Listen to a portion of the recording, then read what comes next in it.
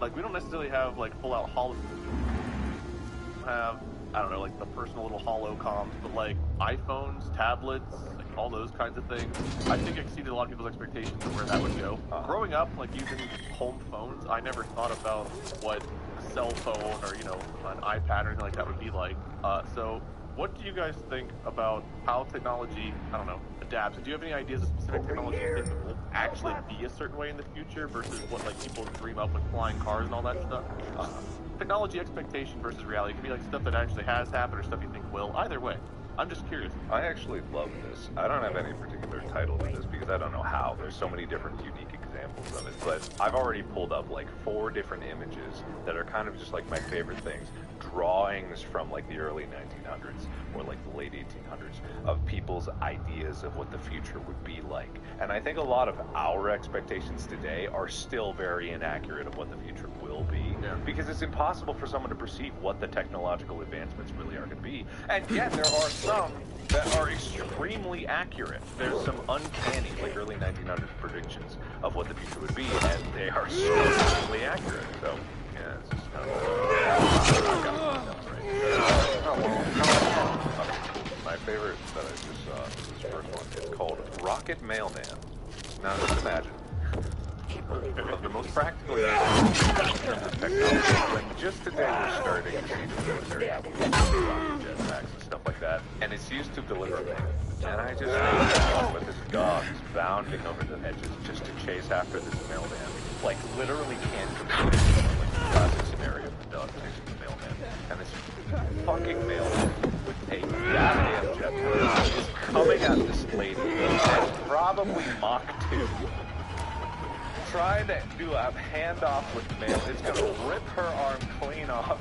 She's never going to know what hit her.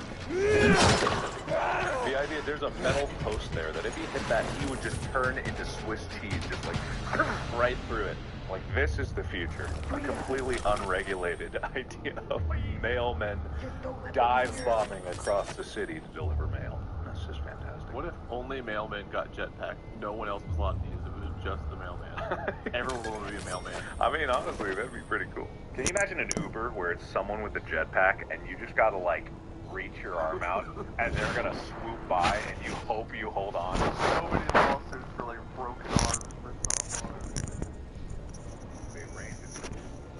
There's this one picture I'm trying to describe, which maybe someone posted on the subreddit, where it's a bunch of people, like, apparently the fascination of the day would be able to walk on water. And the way that they imagined it would be wooden shoes and then hot air balloons that hang above your head. Or basically just use it as a boat. And then there's this dude on a penny farthing, like, boat wheel, and then there's just a little kid in the back. Like, this is what people would do for fun. Oh, I didn't even know it's a horse and carriage in the background. Walking on water? Yeah, man, walking on water. The American favorite pastime. Screw you, Jesus. What do you do? I hope that we ever get walk on water technology, we go back to the horse and carriage, because for some reason it won't work with cars, but it'll work fine with that. I guess wheels roll, the horses slap some wood plank. It has interesting imagery, there's a thing that has a balloon. But I like the idea that the horse just has like wooden fins, and they just tell it to go into the water, and the horse is frantically just like, like, oh, and the carriage is floating behind it, but the horse is like panic and paddling for its life. I mean, horses swim, right? Or do they sink? I don't know. No, they can swim. They can swim. Yeah. Obviously, a horse couldn't just swim. I've never seen a horse swim. They always like ford across water, but it's usually like they can touch the bottom of the earth. I've never actually seen a horse swim. I'm pretty sure most mammals should be able to swim. I think so too. They're made of water and stuff. They probably swim. Yeah. Oh my god, there's one here that is hilarious. It's apparently quote-unquote X-ray surveillance. I just imagine these poor sons of bitches. I mean, yeah, they're robbing a place, but I don't think it deserves them being bombarded. Policeman watches from the other side of the wall. Literally, the image for everyone at home is there's a cop on the right, and there's a literally looks like an X-ray scanner flat panel, and it's just beaming X-rays across the wall. These two people that they're trying to break into some door or something. So, yeah, little bit stupid. That's what they do for trying to rob this place. So there's the crime. You have no time in your life. Yeah, also, what is with this guy's job just to look like? Why couldn't he be in the room? If he's going to be there like 100% of the time, why wouldn't he be in the room? You mean inside the room that the guys are trying to break into? Yeah, if he's like a cop or a security guard, why wouldn't he be there guarding it? Why wait on the other side of this X-ray machine? You know, for the scans to finish, I guess. You don't want to be in front of an X-ray machine. Yeah. God, no. We have like the X-ray scan. What about like mind scanners? Mind scanners. You think that'll ever be a thing with the synopsis firing in our brains and read our minds and our thoughts and actions of it? From a distance, but honestly, you know, God, that would be big. Like actions.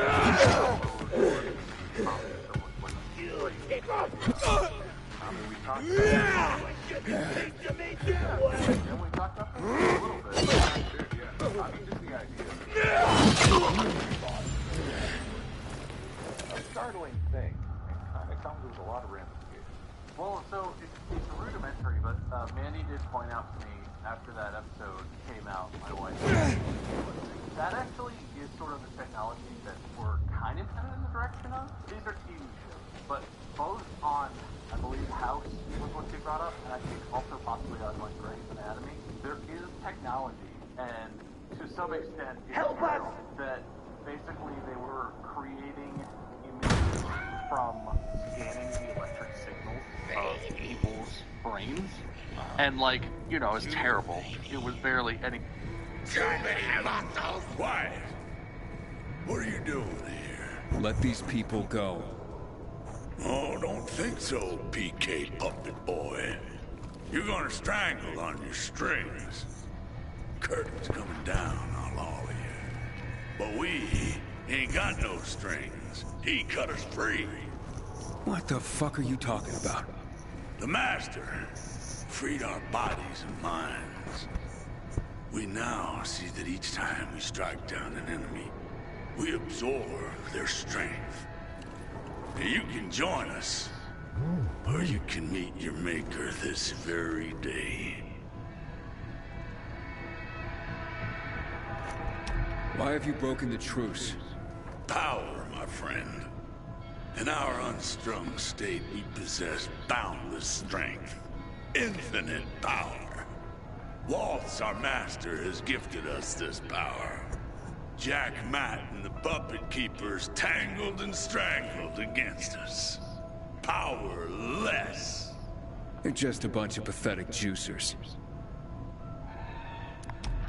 Thanks for the offer, but you're fucking nuts. You understand nothing. Get him! This ain't gonna end well for you, asshole.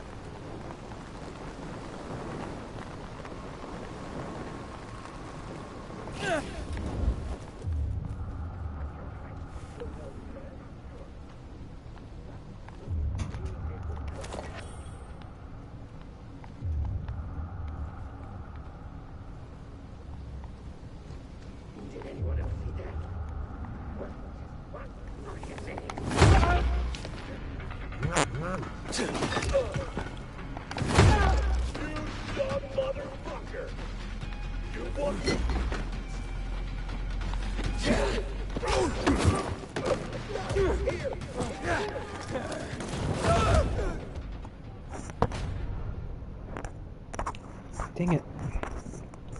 Oh, wait, right. Totally forgot.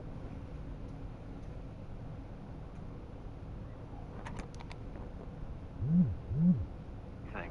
But we're already at the place where we have some level of ability to scan brain signals. Because we were talking about that, we were like, well, I don't know if that will happen. They're working on it. Yeah. It's not good, but, you know, it's coming. Not many of those images will just end up being boobs. I mean, I think eye tracking technology has already proven that that's the only thing that men on YouTube have ever looked at.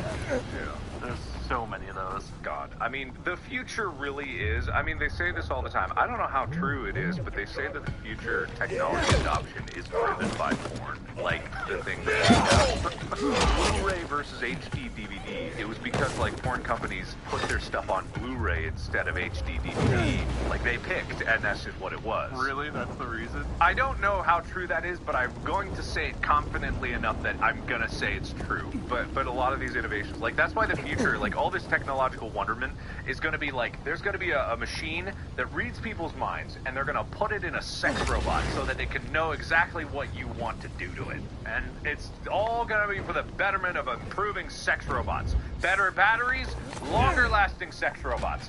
Facial recognition, so it knows who the sex robot's gonna fuck. Like, and something else. We'll insert something very clever that I'm saying here. Sex robots. It has to be your own voice.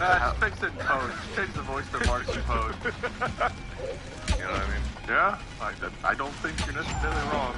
That's highly likely. What do you think the most likely thing is? Like, if you were going to dream big about what we would see 100 years from now, what do you think the most likely thing is that you can think of that we probably would have access to right on, like, pretty easily? Would be like flying cars. There's no way people would be allowed to fly cars. I don't think so either. There's no way in hell. If it's like, my freedom, no AI's gonna control my flying car, then there's just going to be explosions overhead in every major city. All that dreamscape of like the Star Wars perfectly trafficked things, that's only if people aren't allowed to fly. It's only if computers are controlling that. Otherwise, people are gonna die left, right, and center. Like, you can't fly a plane, for instance. You think they're gonna like cars just rocketing by at 100 miles an hour? There's no way. Then again, though, I imagine when, like, you know, trains were coming around, the idea of everyone being to drive around their own vehicle was also kind of crazy. Like, yeah, okay, they're gonna let everyone drive trains around, and then like cars and roads became a thing. What? How do you think trains work? Well, no, I know they don't work like that. But There's gonna be trains everywhere. I don't want trains driving down my street. Get your trains out of here, you punk. Good evening, gentle listener, and welcome. But someone had the thought of, like, what if we all had our own thing we could drive around? Probably, right? They had horses. The concept wasn't completely foreign. Yeah, but something like, I don't know, I still feel like the high speed that was comparatively, like, oh, that'd be way too dangerous. Like, that had to be a thought, right? When Wade gets older, he's gonna be that old guy chasing trains off his front lawn. Man. Hey, you can't park your train here. It's private property. I've got no grudge against trains. I don't know the details, but cars were kind of a wild west for a little while there. Oh, yeah. You didn't really need like a license or anything, and not to usurp your time, Mark, but that's sort of where my mind went with this problem. Oh, yeah, Wade, no, walk all over my time. I think the thing about technology that is interesting is people will always try and predict it, and like humans are obsessed with the idea of prolonging life, crazy medical advancements that will make humans, you know, immortal. Humans are obsessed with transportation. That's not as interesting anymore because now we're basically down to like, okay, well, space, I guess. We can pretty much go most places, not the depths of the ocean necessarily, and you know, you can't really drive everywhere, but humans are always predicting stuff, and like sometimes it's right and sometimes it's hilarious. But the advent of technology is always kind of terrifying. Like suddenly a car exists, and it's not a fast car, but it's also not a safe car.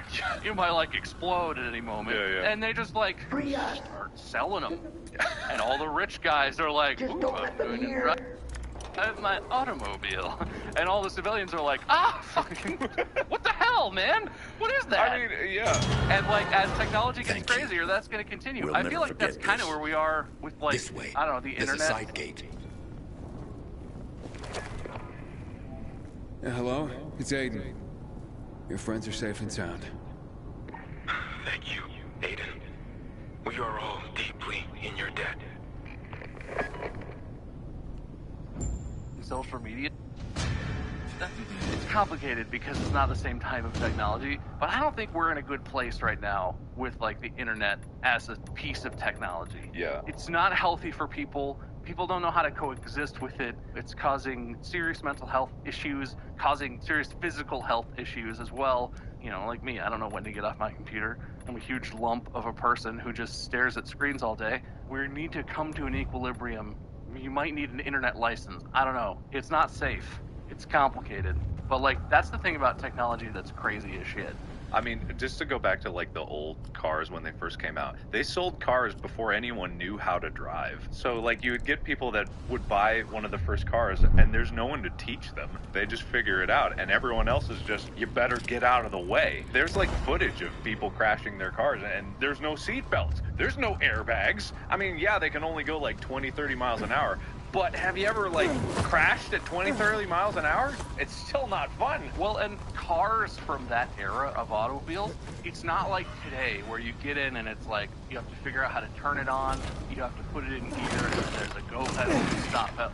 Old cars from the advent of automobiles as a technology, it's like, okay, to start it, you prime the thing, and then you push this lever into the third position, and then you have to have someone hold the brake and the clutch and also hold the steering wheel because it might jolt forward when you start. Then another person has to go to the front and break their wrist fucking yoinking on a thing, and you have to yoink that until it starts, and then you go back and it's like, to put it into gear, you put this lever into the reverse position, and then you take this other thing and you twist it counterclockwise, but only half of it. Like, driving a car from that era is fucking nonsense. Yeah. You know, these guys are inventing this stuff for the first time, and they're like, oh, okay, we want it to go forward.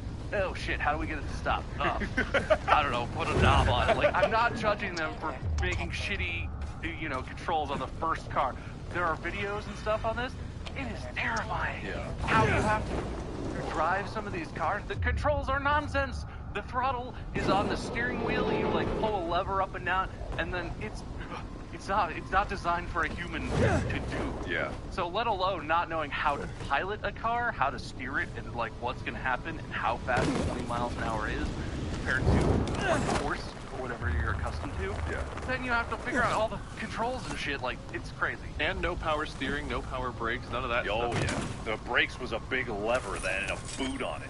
Touched the wheel and you're squealing down the road. And you gotta bring water because your car's thirsty. If you don't have water, that bitch is gonna overheat and explode. Yeah. Like, it's just like the requirements for it are just kind of nuts. Well, and there are gas stations. Oh yeah, no gas. Good luck finding a 7-Eleven to pull into to get gasoline and slushies. You had a portable drill in the back that has another crankshaft, and you gotta drill out your own gas. And then a mini refinery in the back of your car where you gotta light some fires and get it going. And watch the pressure. I mean, honestly, I still would not be surprised Thank if you for in coming like, to my rescue. you know, 50 years, 100 years, people look back on where we are right now and like the dawn of the internet, and they're like, oh, look at these animals. They just have free access to the internet on their cell phone, and they look at it all the time, and they don't have any filters. They can't choose what they're seeing. I don't know. I don't know. That's the thing. We don't know what's going to happen. Those people in the early days of automotive technology were like, cool, this is a car. Man, it's complicated. Yeah. All right, hope I don't die. Medical technology is equally terrifying to me. Yeah, looking back, all like old practices of medicine seem so barbaric, but I think about how medicine is now, and that also seems like it could very easily be seen as like awful and barbaric, like, you know, 100 years from now or however long.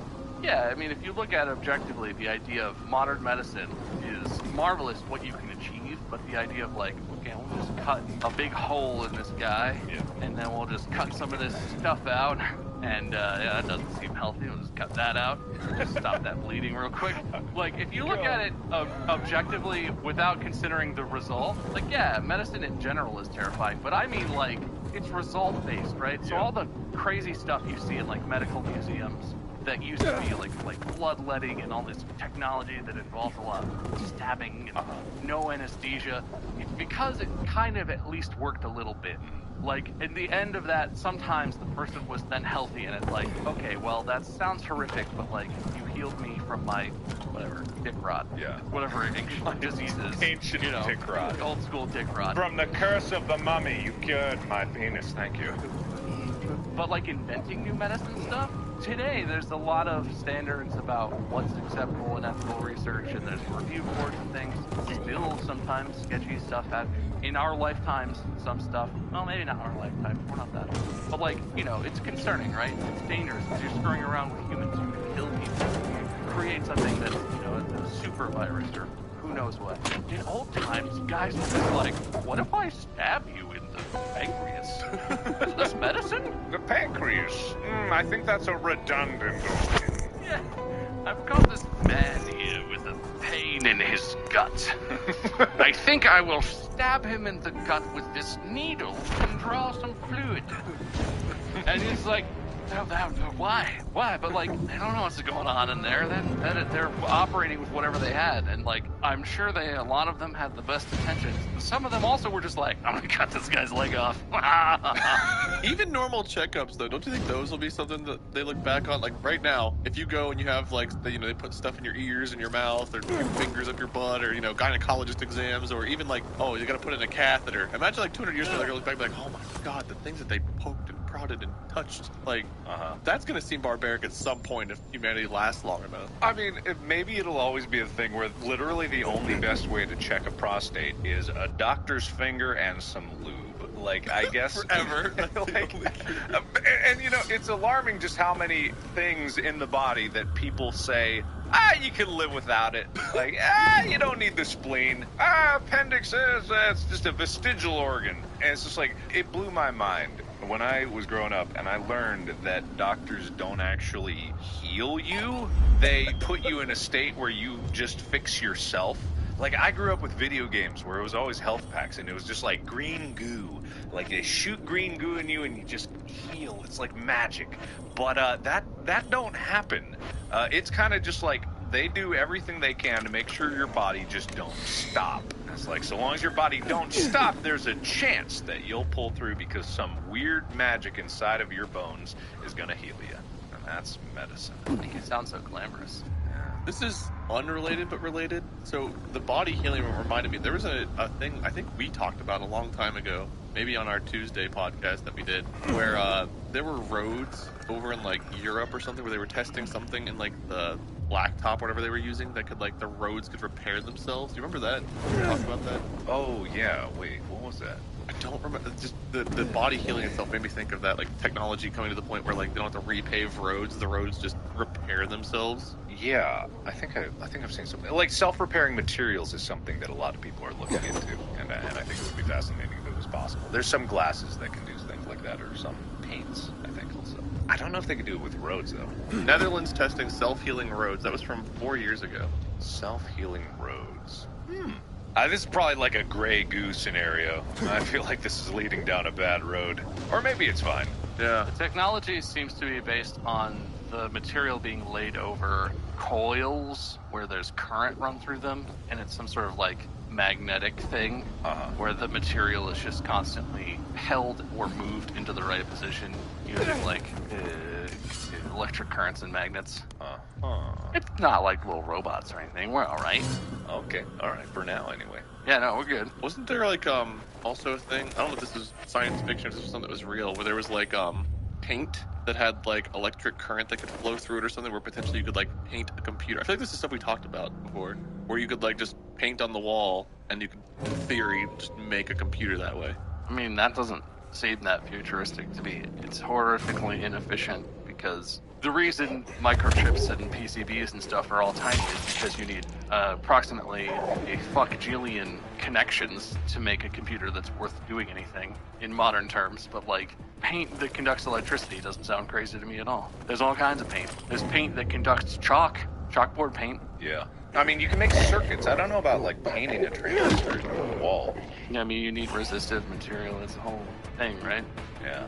This went on a weird little side tangent there. I know we're on medicine, but just like so many things about technology and where it was versus where it is, and like how we have like all these like similar big dreams about what the future could hold, but like I just wonder how many people have ideas that come to fruition exactly versus like sort of it's what you expected, but still in a very different way. Like, communication, I feel like, is one that went in a very different way than people probably ever expected. Yeah. I mean, the whole concept of telephones, like, shock people. Radios by themselves shock people. So Yeah. I don't even know what the next evolution of that is going to be. Imagine going back to like whenever movies first came out and showing them like, I don't know, Avengers Endgame or something. Like, it would be they would think it was actually filmed of that stuff happening, right? Like, how would you do that? The editing, visual effects kind of stuff. Like, Yeah, just go look at Thanos and just be super confused. watching like Tony Stark jump off a building, just press his chest, and his like nano Iron Man suit just comes up. Like that kind of stuff is also mind blowing. Just like I guess it comes back down to like you said, like porn or entertainment. Like that industry drives a whole lot of things because we all want to kick back and relax and I guess beat it off. I mean, at the end of the day, yeah, sure.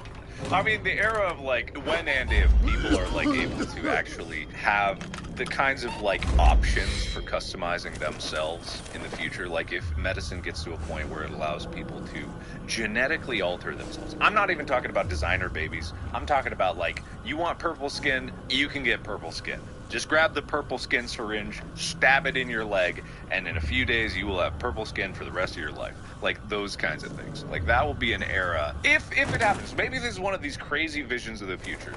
Like, you know, if you want one arm to be twice as long as the other one, grab the really long, thin syringe and jab it just in your left arm. Like those kinds of modifications that you could make for yourself. Like that would be chaos. I think that's one of those things where, to use, I guess, a comparison, you know, 50 years ago, well, maybe even 175, somewhere in the right range of time, when people were imagining flying cars in the future, Yeah. it was like the Jetsons, right? Mm-hmm. It's like a little saucer thing, and you pilot, and you got a glass dome, and it's very, like, idealized.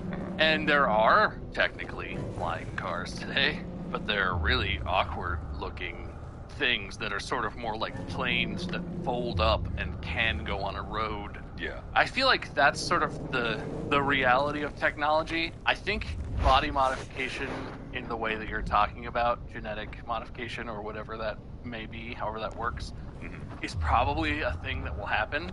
But everyone now imagines it like you're making your character in, you know, like Cyberpunk or whatever. Like you're just like bigger nose, yeah, and a huge dick. All right. But in the future, it's gonna be like, you know, we can make you up to 1.5 inches taller, probably. You can grow fingernails that are of a different texture, and like, you know, it's like it's never that good. You don't get the Jetsons car, you get the wobbly fiberglass plane car that's neither a good plane nor a good car. And like maybe way in the future it'll be whatever and you can do whatever you want with the human body if we're not dead, or if that doesn't kill us as a species. But like, you know, it just never works out that nicely. Yeah, you're right. It's never elegant. Video game logic has gotten me Hey, all twisted in everything my okay? head. What's to you, huh? Ain't none of your business. Ollie, cool your jets. Don't you know who this is? It's that Belgian guy, Aiden. Well, since you asked, one of our own, Kareem, is undercover at the nearby renegade camp. A spy. Right. Volunteered to walk into the lion's den. Been given regular reports, then nothing. Not a peep for days now. It ain't like her. They caught her for sure. Yeah, thanks for the expert analysis, Mr. Doom and Gloom. Someone needs to get in there and find her. What's she doing in there anyway? Just finding out whatever she can. Those renegade scum are going down. And she's been feeding us info that'll make them go down even harder. Has she hinted she might be in trouble? Not really. I mean, her reports were coming farther and fewer between, but that's it. Yeah, less useful too. Figured she was just about to pinch it off and come home and poof, nothing. Why don't you go in after her? No can do. Those renegades would sniff us out in a second, and we'd be toast. Yeah, those are fucking renegades, man. Just 'cause I'm a guy doesn't mean they wouldn't rape me or something. Yeah, I see your problem. Jeez, Ollie, you got serious problems. I'll go check in on her. Oh, man, that'd really help us out. Look, I got these papers that'll get you into the camp. Better him than me. See what I got to put up with? Just give me the papers. I'll be honest with you, I did a quick job forging these. Anyone taking a third look can figure it out. Which means you gotta work fast once you're in. You okay with that? I'm good. Awesome. Now, check it. The Renegade's camp is tucked between the office towers. Okay, how am I supposed to recognize her? Well, there ain't a lot of women in these places. But she's got to know you're on our side. Use the code word phrase, "Have you milked the goats?" And she'll respond, "Goat milk is too sour for my taste." And you'll know it's green. Goat milk is too... What? What kind of code phrase is that? Pretty awesome, right? I came up with that, man. That was all... Okay, whatever. The same with healing. It's all wrong. But what if it wasn't? What if it wasn't? I guess Minority Report's vision of it I could kind of see. What was it? After Tom Cruise gets in trouble, he's like, I need new eyes, because your eyes are how they identify you. Right. And he goes to like a body mod guy who's like, yeah, I can give you new eyes. But like, it's really fucked up. And it's surgery, and he's like in a bathtub of ice water, like barely alive. And in the end, he has new eyes. Yeah. But they're some other person's eyes, and it's a horrific thing to go through. I mean, yeah, sure, if I wanted one arm longer, I guess I could take a guy with a long arm and put it on my arm. Yeah. I guess. So swap arms? Hey, what are you doing with your arm, man? You can go a little lungy. I've always wanted this. This is my dream, man. My vision. Will it be like whenever you have to replace car parts, like, you know, you have to like replace your hood of your car because you got into an accident or something, and like the skin tone doesn't quite perfectly match, so you have to go and then you have to like, all right, I got a new arm, now I gotta go and like get a new skin paint job. I mean, honestly, that'll probably be more realistic than the whole like genetic modification thing. Like the ability, it's very cyberpunk. You have robotic like prosthetics already, and you have like an arm interface port. You could technically put different arms. Like even your face, if you have like a completely artificial face, you could detach your face and pop on a new one, technically speaking. But, you know, even that's like fantastic technology. It's like, why would you? I mean, I can see a million reasons why would you. Is the brain gonna be the last part of the body that they can replicate or fix? I don't know, man. They'll probably start dicking balls and spread out from there, I guess. The hardest things right now, what are probably like the brain and like nerves, right? Like your spinal cord and stuff like that, the optic nerve, like nerves are the issue, right? Everything else they can kind of do, but getting it to where your brain can send and receive signals from it, like that's the challenge, right? Well, I think I'm not an expert, but I feel like it's more like replacing things. Because the reason that your brain and nerves are such an issue is they can regenerate, I believe, but they don't regenerate like as quickly, and they don't regenerate, like if you get nerve damage in a limb, it takes a long time to rebuild that, and through physical therapy and stuff you can. But like, you can't replace a heart either. If your liver goes, they don't have artificial livers. I think the big problem is anything the human body doesn't heal itself is troubles. Well, how does a pacemaker work? That's just a thing that sends electrical signals to your heart to make sure that it beats. It doesn't replace anything other than a nervous function, but that's an unconscious nervous signal that can just be deficient for various reasons. Yeah. It doesn't actually like replace any nerves or interact with your nervous system. It does its own thing. It just makes sure your heart keeps going. Again, I'm not a medical expert, but that just seems to me like the issue. Because like the idea of like 3D printing an organ is something that people are working on right now. The idea of more effective organ transplants with the ability to like, you know, use the recipient's stem cells or bone marrow. I don't know. Like the problem is if your body can't heal it itself, they kind of don't have much for you in a lot of situations. And the nervous system is one, very important for living because it controls everything. But two, I believe it's slow to regenerate. So it's an issue.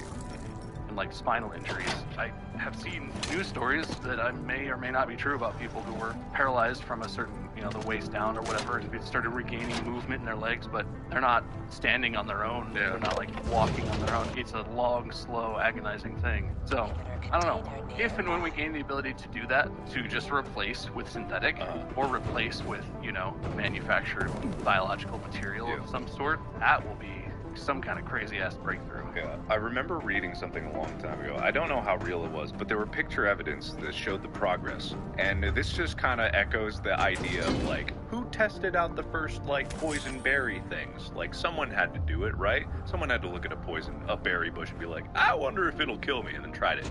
So this one guy, he had the tip of his finger or his thumb or something like that cut off in an accident.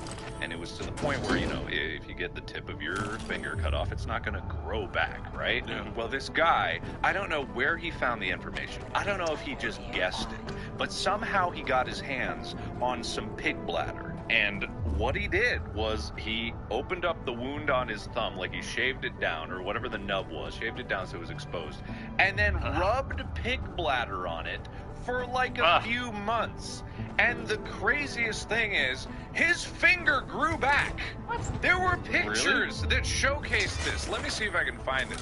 Like, I looked at it every way that I could and be like, there's no way this guy just rubbed pig bladder on his finger nub and it grew back. There's no way.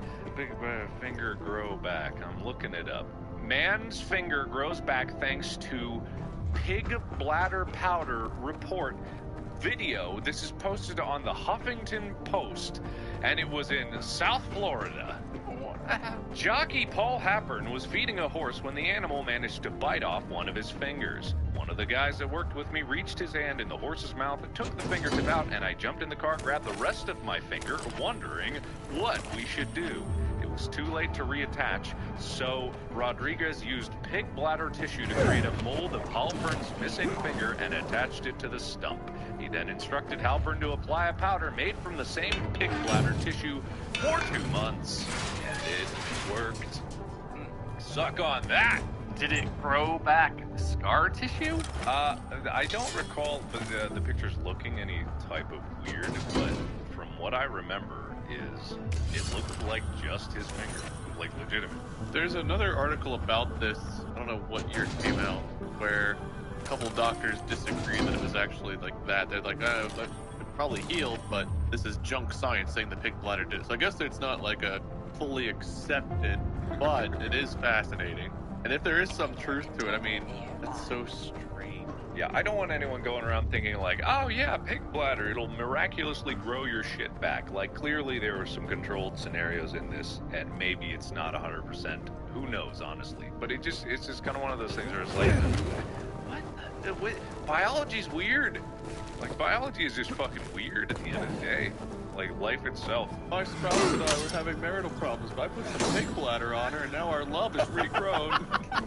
It's gonna become the new essential oil. It's just like, you want hog bladder. This is swine bladder. No, that's good for fingers. This is good for toes. We got this love potion. That is exactly the kind of shit that happens on the internet, though. Yeah. That I think we talked about this. Those people that gained their sustenance from the life force of the universe. Oh yeah. That sounds right. There's like I don't know if it's a religion. It's like a belief system. There are people that claim they don't eat food. They maybe drink water, maybe not. They sustain themselves through mindful meditation and withdrawing the nutrition their body needs from the life force or from the sun, or like there may be some scientific merit to some of these things, but that's the kind of shit where the wrong people see that on the internet and they're like, pig bladder fixes everything. And then they start pigbladderwarehouse.com, where they sell salves and powders and tonics.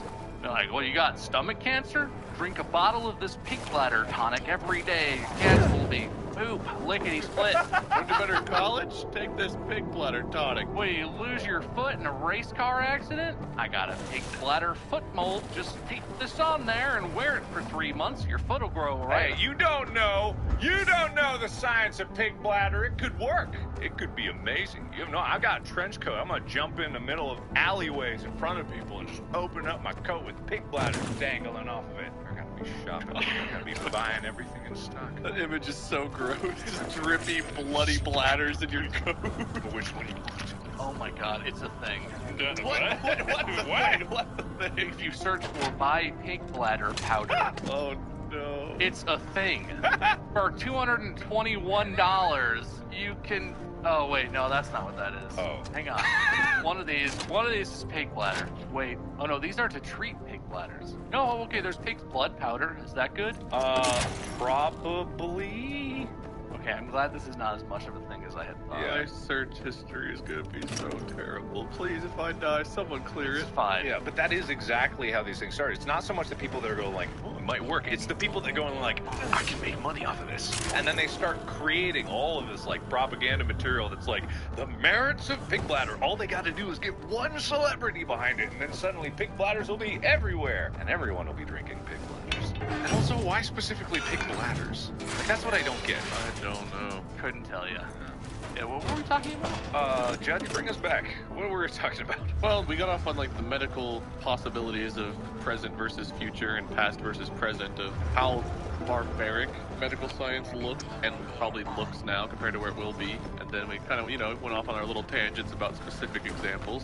So, I don't know, anything else in the medical side of things? Or, what else, I guess, what do you guys think about what the future could realistically hold versus what people's expectations of the future are? Like, what's something you think that sounds crazy, but you think it's crazy enough that it could legitimately be here within the next 100 years? Within the next 100 years? Yes. Okay. All right. Otherwise, we could literally just say anything, right? I think this is not a sexy prediction, but I think just based on me looking at history and thinking about this prompt you've given us, probably the most rife area for unimaginable technological advances is manufacturing. I think we're at a place right now where industrial 3D printing technology is actually really cool, and it's really starting to become something I feel like people would not have predicted, 50 years ago. The idea that you can make a 3D model on a computer and in, hours have a fully solid metal version of an idea you just came up with is like really mind-blowing, really crazy for people who are iterating and prototyping things and the development process of manufacturing. Because you can make, instead of prototyping, okay, we'll have the next version in like a week or whatever, because we got to cast some parts. And there's a whole, now it's like, okay, we can have the next version tomorrow. Oh, yeah. Let's assemble it in the morning and start testing and see. I feel like there are huge leaps that are going to happen in different parts of manufacturing and production of like materials. Yeah. Where 3D printing is going to play a part. Probably some technology that's either not fully realized or not really known right now is going to come, that's going to allow for even finer manipulation of materials on like smaller scales, or sort of almost like changing one thing into another, or I don't know, it's hard to imagine, but like that is going to be a huge breakthrough, because the more efficient prototyping, development, and then manufacturing becomes, the more complex stuff is going to be available for consumers, but also for companies producing their own stuff. Yeah. The more wider the range of possibilities is. It's like how cars now, I don't know if you guys have noticed this,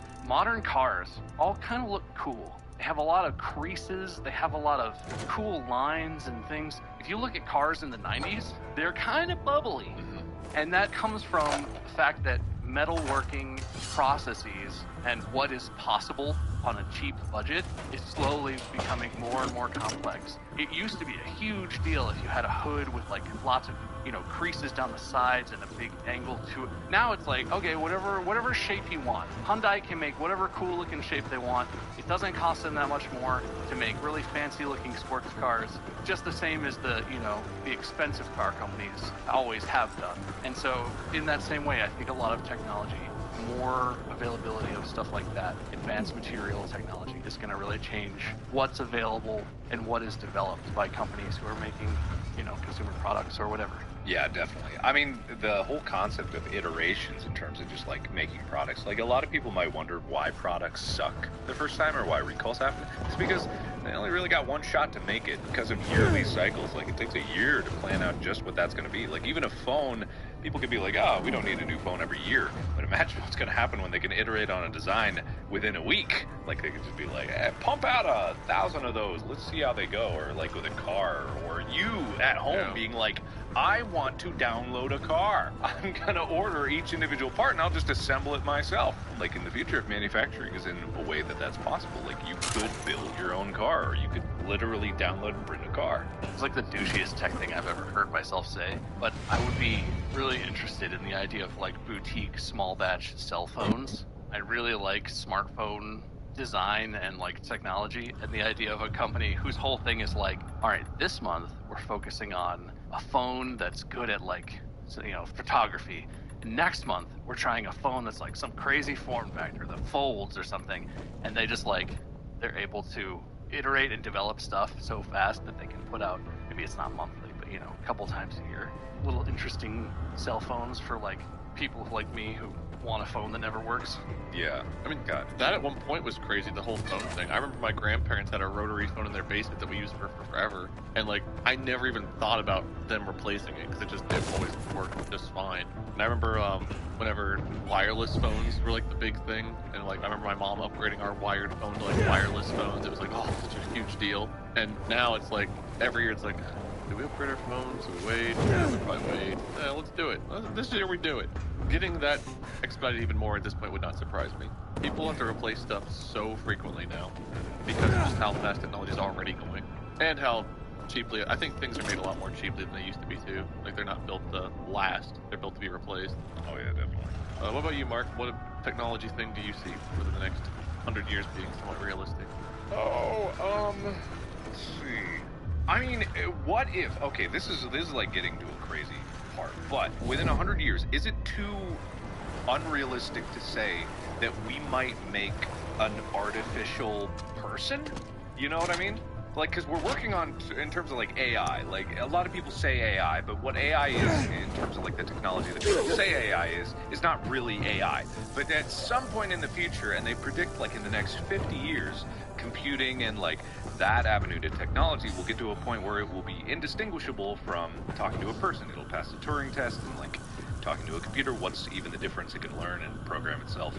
And with the advent of, say, sex robots or whatever, just like artificial prosthetics and building like a frame. You look at the Boston Dynamics videos that people are putting out, and the way that they move compared to 10 years ago is completely different on another level. They almost seem uncanny in their movements because they're so fluid and like almost lifelike. So in the next 100 years, I don't think it's outside the realm of possibility that the first artificial person will be made, and then the ethical questions of like, what does that mean? Like, is it able to choose its own destiny? Is it smarter than people? Like, maybe not. I'm hesitant to think that like it'll be automatically better physically, but mentally, that probably is an absolute and not questionable. And what'll happen at that point? Will it be something where the computer version of this artificial creation will be stopped before it ever gets a physical body, or will progress just happen anyway because that's kind of how these things go, and someone's like, yeah, I can make that, so why not? And then they do it, and then they have to step back and be like, ah, shit, what did I just do? So I think that'll probably throw a lot of people for a loop. Just the idea of that you can make not only an AI that you can talk to, but an AI that can physically exist in the world and kind of move around, you know, like Ex Machina, the movie. What happens when you make that? And like, what happens to the people that try to abuse that creation in the same way as Ex Machina kind of visited it? That's gonna be a reality, I think. Even if it's outlawed, there will be people who make it anyway in different countries or different something. Yeah, I don't think that's that crazy. No. So Mandy actually kind of works in this field. She's a scientist, and I don't understand it the way she does, but she talks to me about, you know, these concepts a lot. And we're not at a point right now where I feel like we're in danger of, in the next decade, there's going to be what you're talking about, like an artificial sort of personality. Her favorite example is AI has come a long way and it's capable of a lot of stuff, but it's still at the point where if you're using like an AI photo analyzer sort of thing, where it's trying to recognize what's in a picture, you can show it a picture of dozens of different cows, right? Colors and different patterns and brown cows and whatever. And as long as it is sort of a normal picture of a cow, it will know, okay, that's a cow, because it's able to analyze the picture. But if you showed a picture of a cow on a beach, you will have no idea what the hell is in that picture, because the AI is not at a place where it's able to make like what is for humans like a totally simple, logical, you know, leap from the idea of like, oh, well, that's a cow. It doesn't belong on a beach, but like that's what a cow looks like, and that's what a beach looks like. There are limits, right? And there's, I don't know at all what the technological advancements have to be, but there has to be some sort of leap in the way AI works and interacts with the world, from it literally using sensors and cameras to analyze pixel by pixel image or whatever data it's getting, to look at the world the way humans do. And like, that's complicated. Human brains make a lot of leaps and a comparison. The way that we reason out three-dimensional objects, computers are capable of, AI is not capable of, even though an AI camera has way more info than a human might have just from looking at something. It has sensors and range detectors and lasers and all kinds of things.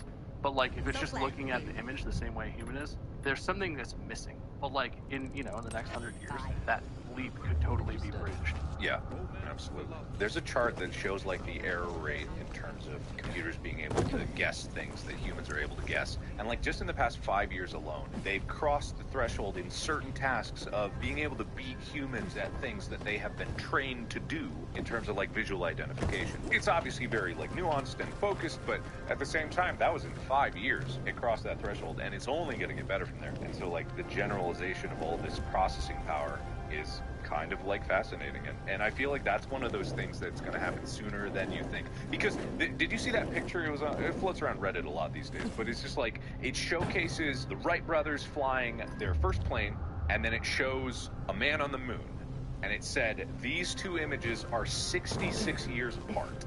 And it's just like, it's mind-blowing. 66 years is a lifetime, but in the span of human history, it's nothing. And especially in the span of like the last 100 years, it's incredible to even think about. And it's mind-boggling to think of what is going to happen. Because if you think of, I don't know what year it is, it's getting pretty close to 66 years again. And today, with all the internet and like the different like social technologies that we have, as opposed to like brute forcing our way to the moon, it's just like, it's nuts. The whole world is different, but in a completely different way that you would never imagine. You know, maybe back then when someone was on the moon, they would have thought, oh, we're all going to go on the moon, there's going to be a moon colony. There's not. Budget and whatnot, practicality, or maybe the technology wasn't even there to do that yet, just get there. But at the same time, it's like, the next 50 years, 2050 is going to be unrecognizable world. Well, we just watched, like, basically a robot land on Mars, right? Like, yeah. Not that long ago, we got to watch a robot land on Mars with that 66-year thing, which is a lot further than the moon, from what I know. Infinitely harder. I don't think Mars is further than the moon. Yeah, I don't know how to, like, comprehend that, though. Like, those amount of distances are so hard to even comprehend. Yeah, well, I think that's the thing, too. I already made this point, but, like, humans glorify the future in a lot of ways, and, like, the idea of humanoid robots, humanoid AI, everything should be in our image, right? Like, humans are the pinnacle of existence. So, well, obviously, the best robot would be a robot that's kind of like a human. Bald one. I think... Oh, they're not going to have any hair. Don't you worry about that. Oh, yeah. Just like Wade. Yeah. But I think the reality of the future, at least maybe in our lifetimes, of like robots and AI and how that's going to develop, is going to be like the rover, right? That is a robot. It's an autonomous, or partially autonomous robot. It's kind of like a big car. Kind of like a big SUV with like a helicopter on it. It's not like they landed a little human guy and he landed on Mars, unfolded and started walking around and used a shovel to scoop up Mars dirt to do science. You know, robots are going to be designed to fulfill their task. Yeah. And they're going to have qualities of, analytical qualities and abilities, and they can do things that humans will be able to do, I think, but it won't look like us. It's not going to be like iRobot, where you have like a humanoid butler robot, and they can just do anything. They're just another sentient thing. I feel like there's no point. Why would a robot need humanoid appearances other than for our own vanity or for, unless there's a purpose where you want a robot as like a nurse or for sex? Yeah. It all comes back to the sex robot. Yeah. Well, for humans, what is their real priority there? When it comes down to making technology, it's all for sex. It's always comes back to sex, and it's get that a lot. My God. The machines will rise up. Yeah. Maybe we'll be dead by then. Won't be our problem. Their problem, not ours. Good luck, humanity. They're not robots when that happens. They're the machines, just so everyone knows. The robots are cool, but machines are bad. Oh, yeah, absolutely. I learned that from Sarah Connor. Well, unless you This guys... is a Terminator reference. Go ahead, Wade. Sorry. No, you're good. Unless you guys have anything else, any final thoughts on this, I guess we can start winding it down. I think this was interesting. Like, this wasn't the silliest episode we've ever done, but I think examining where we were, where we are, where we might end up is just an interesting topic in general. And hopefully all you guys listening enjoyed it as well. This was a close one. I felt like you guys both brought really good, interesting topics. So I'm not gonna lie, I literally just did a coin flip to figure out who won. Take my points. Zero me out. For me. So Mark, I give you 300,000 points. That sounds good. Bob, you actually earned 302,000 points, which puts you in the lead, but you just asked me to take your points. I'm gonna make it 150,000. Yeah. Less. 100,000. Less. 600,000. Lower. 1,000,000 points. Yeah. I knew you were bad at math. Mark, you get an extra 3 million because I can. Okay. Making you the winner, Mark. Thank you. I always believed in us. Let's do. This has been the future. Welcome to the future, everybody. Say goodbye to the past. Get your AI sex robot and your super manufacturing processes and food. I hope food. I hope that's the technology I want to see in the future. Just like the easiest access to the best foods. 3D print myself whatever I want to eat each and every day. Oh god. You know, we did not talk about like foods in terms of the future. Like that is a whole different avenue. Being able Back to from like patrol. grow. Can I get in? Huh? Let's see your papers.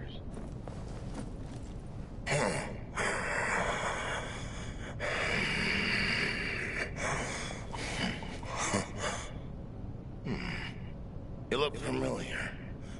Haven't I seen you somewhere before? Maybe.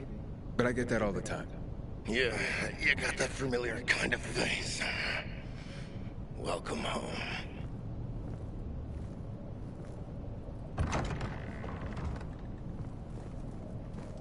Thanks, bro.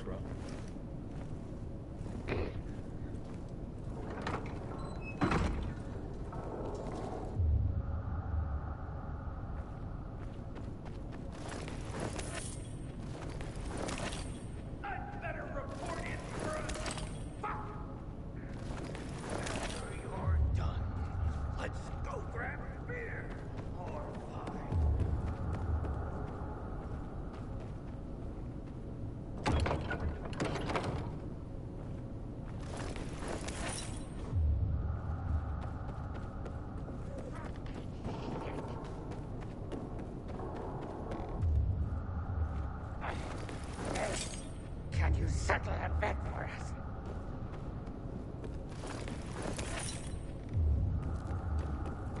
Why are these renegades so ugly? Jeez.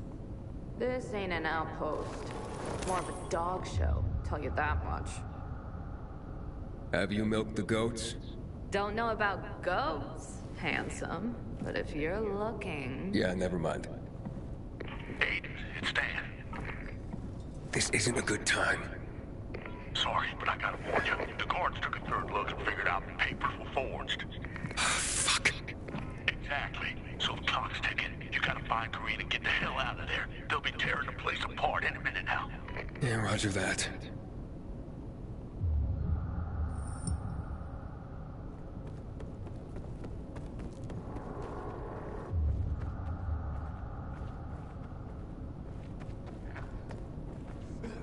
You don't want to go down that rabbit hole, man. Seriously, if life were normal, what do you think you'd be doing? Not listening to your sorry ass. Tell you that much. I'd be above this, I think. Have you milked the goats? Goat milk is too sour for my taste. The PK sent you? Yes. Are you in danger? Only from the PKs. What do you mean? I've met someone. His name is Alphonse. A renegade. A man. Renegade, yes. But that's just a label like peacekeeper. Tell the PK I was discovered and executed.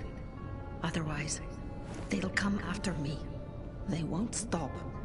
I'll lose Alphonse. I'll lose everything. Aiden, stand here. Any luck? Yeah, I found her. Her grave, I mean. What? They killed Karine? Afraid so. Well, fuck me. Wait till higher ups hear about this. Told you she was dead meat, man. Thanks, Aiden. Guess there's nothing we can do about it. Sorry I didn't have better news. Aiden out. Thank you. You saved my life. I guess it's not all about labels and uniforms. It's not enough, I know. But please take this, with my deepest gratitude. Thanks, but I won't make it out of here alive to spend it. They must be searching for me by now. There is a door behind you. You can escape unnoticed. Thanks. Good luck.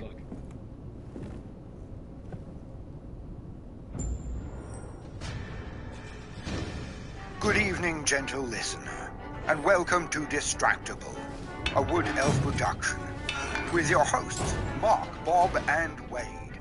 This week, the triumvirate take a foray into intense olfactory assault, augmented mustila putores furor, and cadres of circus slaughterers.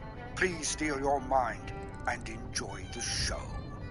Hello and welcome everybody to the Distractible podcast. I am your host, the winner, the handsome, incredible, hugely penis enormously testicle man.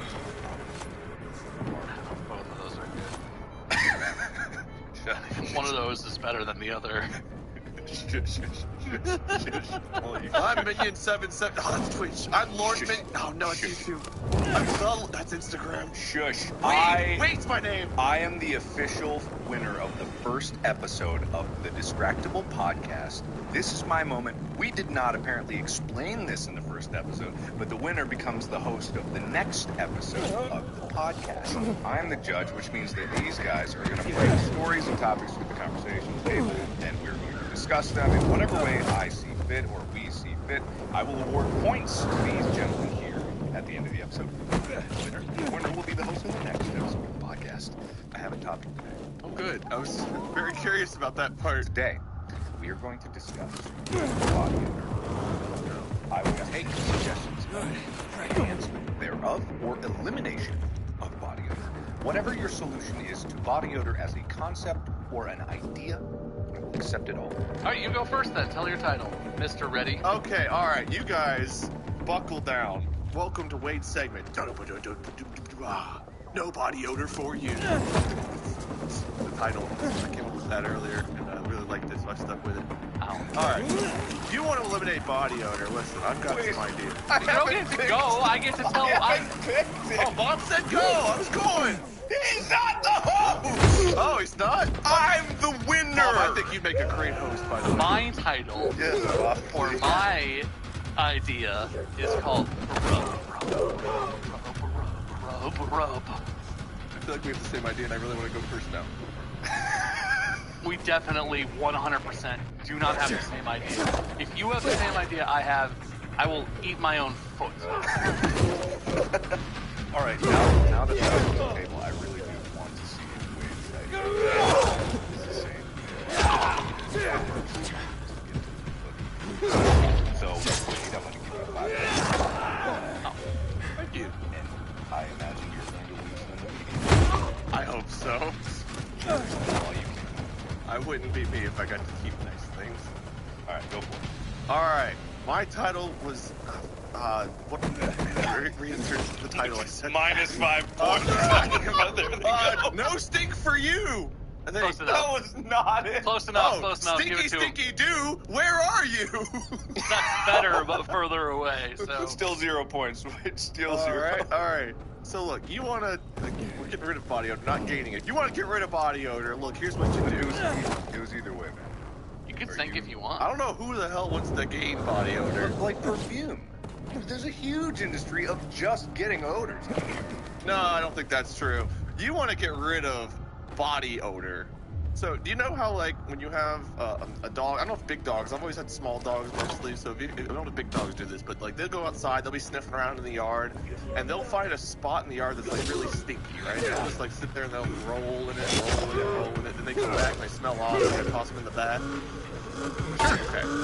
So, what that just taught me is that if there's something stinky, and your pet rolls in it, they keep that stink away. So you grab your dog, you shove it under your arm, you do some rub-a-dubbing, okay? Stink transferred. Idea 1, done. Thanks.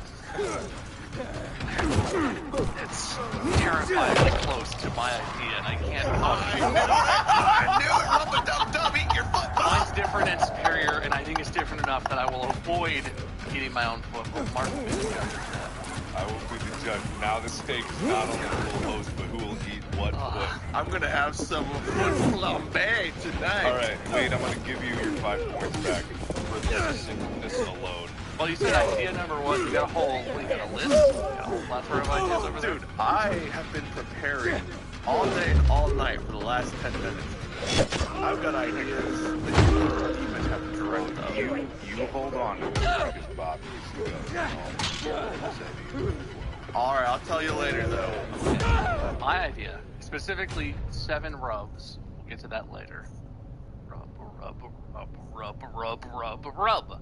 That's the number it takes. So, we live in a modern society. We live in a wondrous age of scientific advancement.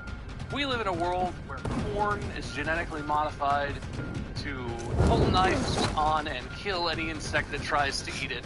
I assume that's what corn that kills its own pests does.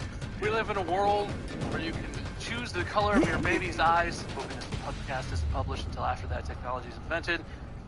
We live in a world where genetics are basically humanity's playthings, and we control beings to the very basic building blocks of themselves. What I suggest is ferrets. Have you ever held a ferret? Have you ever been around a ferret? Yeah. Yeah, I've seen them. They run through tubes, and they're long and furry. They're like fuzzy, tube-shaped snakes. They like to go in and around. They like to snug you. They like to rub on you. I think the solution to body odor is that everyone's house should be stocked with, depending on your size, number of household members, things of that nature. There's some details to work out. Anywhere between 4 and 7, 7 being the maximum, ferrets that have been genetically modified so that their sweat glands, I assume they have sweat glands, maybe they don't. We can put sweat glands in there if they don't. Totally fine. They basically secrete Axe body spray. They're like little Axe secreting loofahs. Your entire life will smell delicious. You can choose your flavors too. Different species, different smells, types of smells. I don't know what Axe calls it. You could have like Sprite or Lincoln or I don't know. They don't smell like real things, so I have nothing to compare them to. They smell like the word that they're named. But you just let your ferrets crawl all over you. Rub. You could go on outside of your clothes. You could strip down to your skivvies. You could go full naked. You just lay out. Could be a thing where your ferrets wake you up in bed. You sleep naked.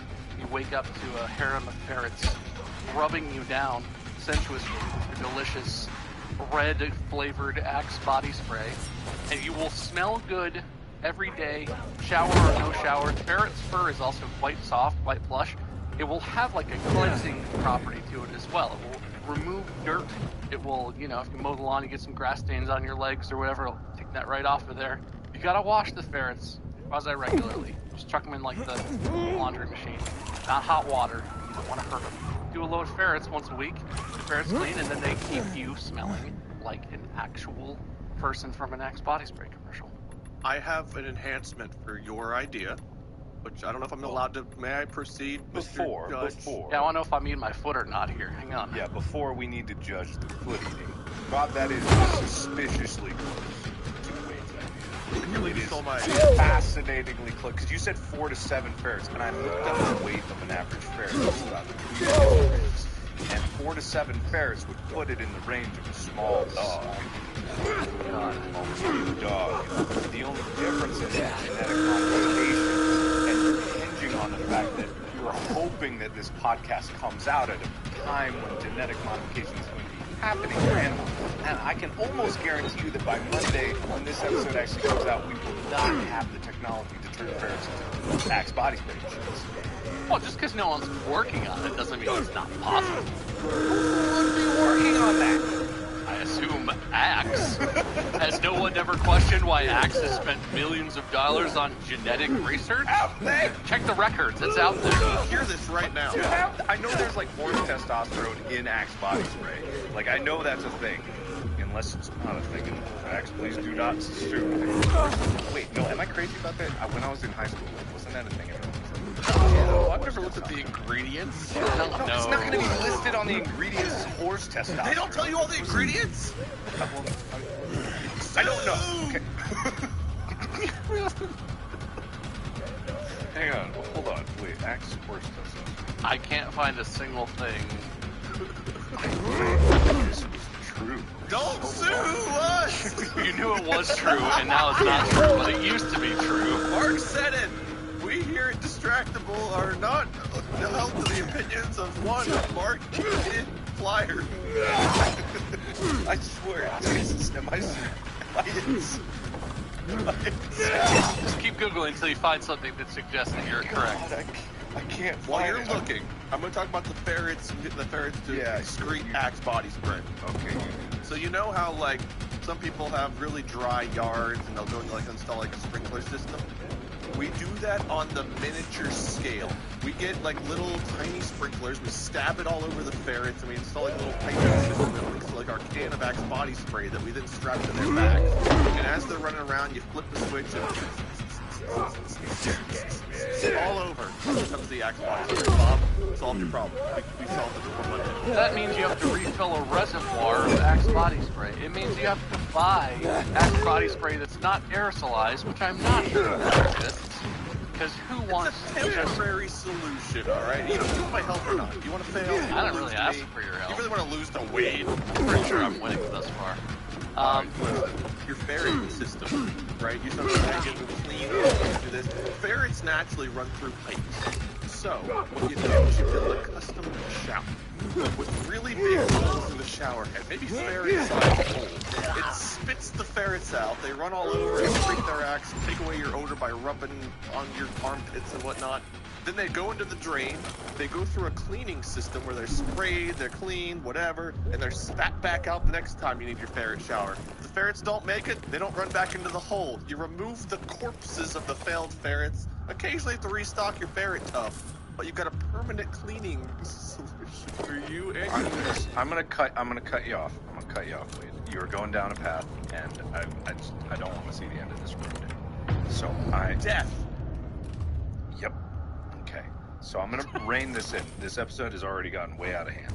We do not advocate the turning of ferrets, punching holes in them, and causing a shower system to explode out from their punctured bodies. That's not what we endorse here. So, Bob, I will not declare you have to eat foot. You don't have to eat your foot. Okay.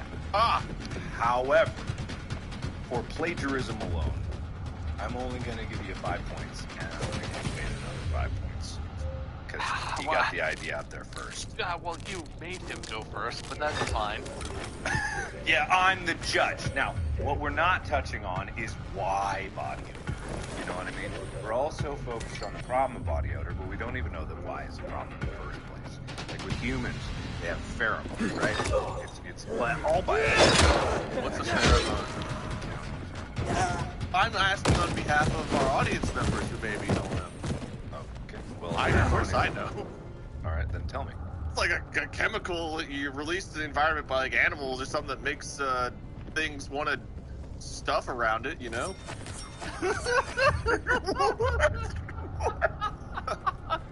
What did you just say? You heard me. I sure did. You know, I sure did great. Thank you. Yeah. So pheromones. Body odor in general is kind of a byproduct of a lot of different things, like sweat, but also in sweat and like, you know, dirt and grime that you get on you. Like underneath there actually are chemical signals that humans, even like maybe if it's not consciously but subconsciously, respond to.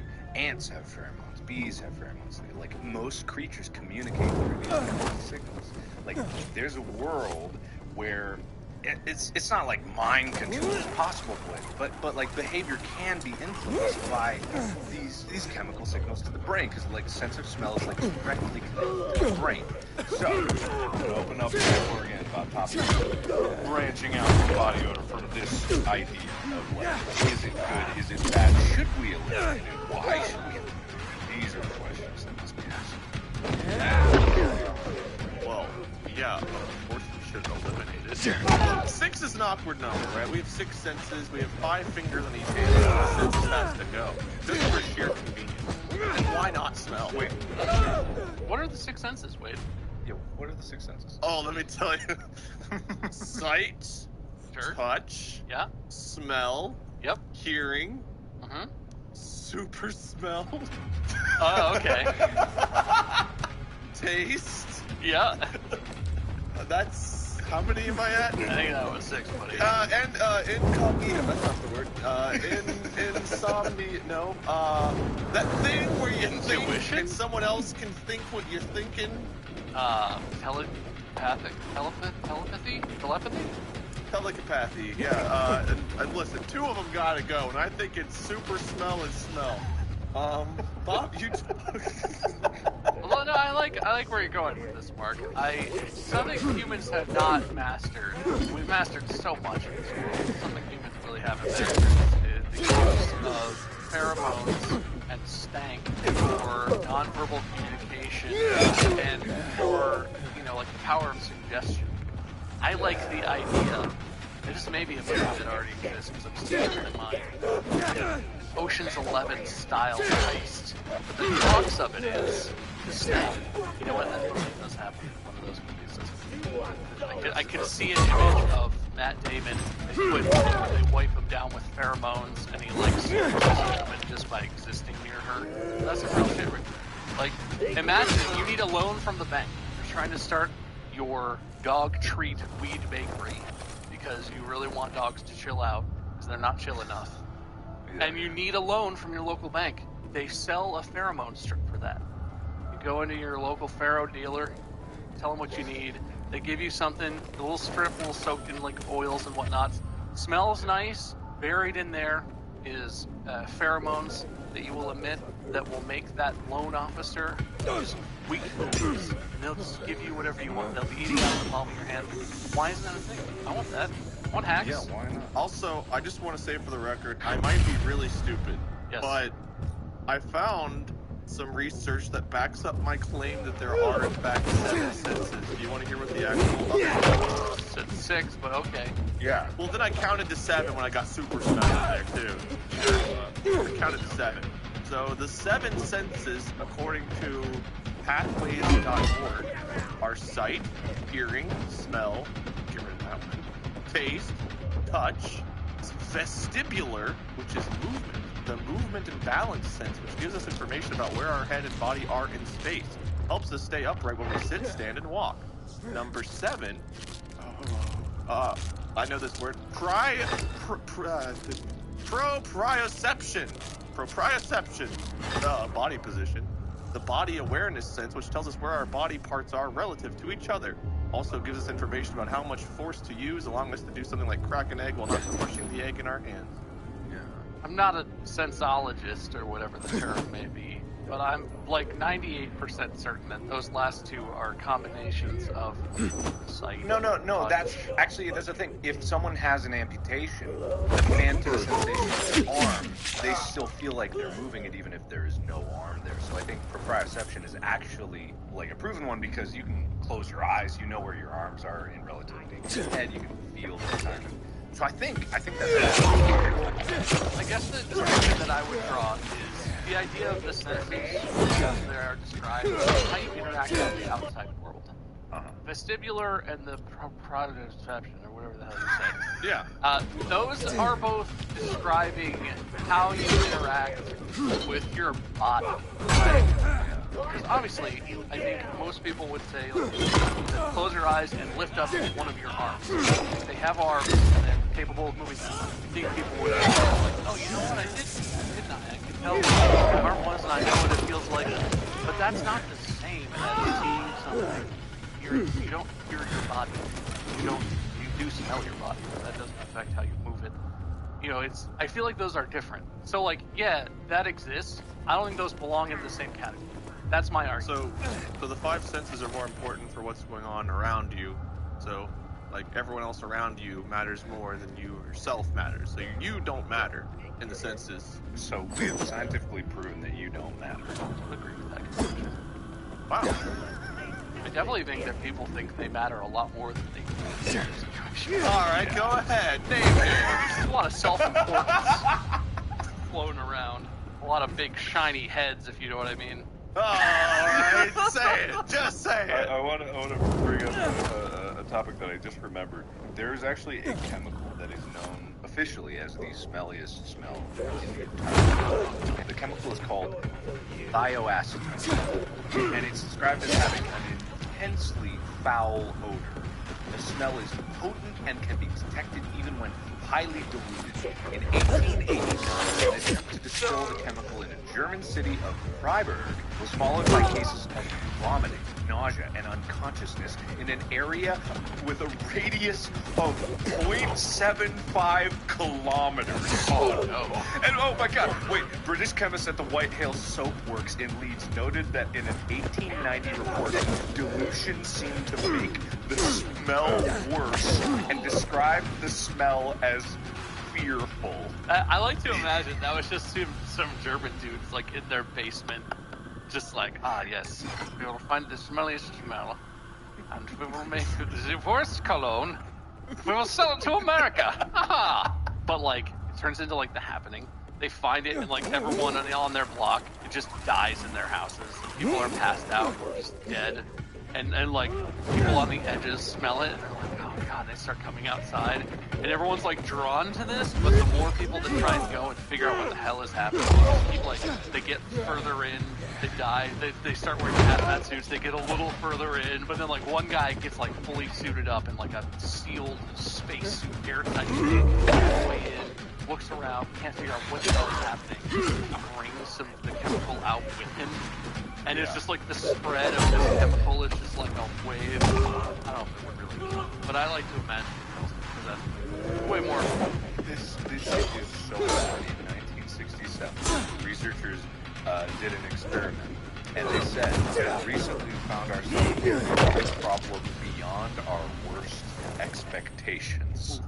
Like two of our chemists who had done no more than investigate the cracking of minute amounts of trithioacetone found themselves the object of hostile stares in a restaurant and suffered the humiliation of having a waitress spray the area around them with deodorant. And one single drop was placed on a watch glass in a fume cupboard, and the odor was detected downwind a quarter of a mile away in seconds. God, what is this? This stuff is... That's like physics defying.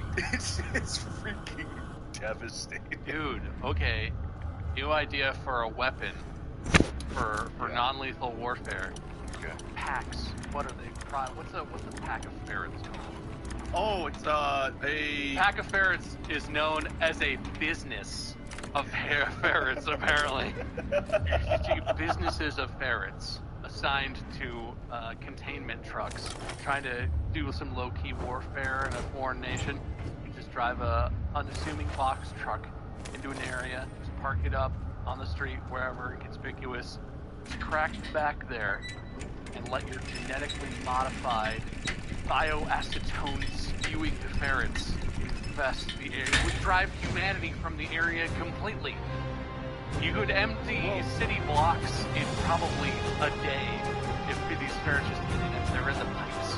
It's everywhere. It's inescapable. People would literally flee from that.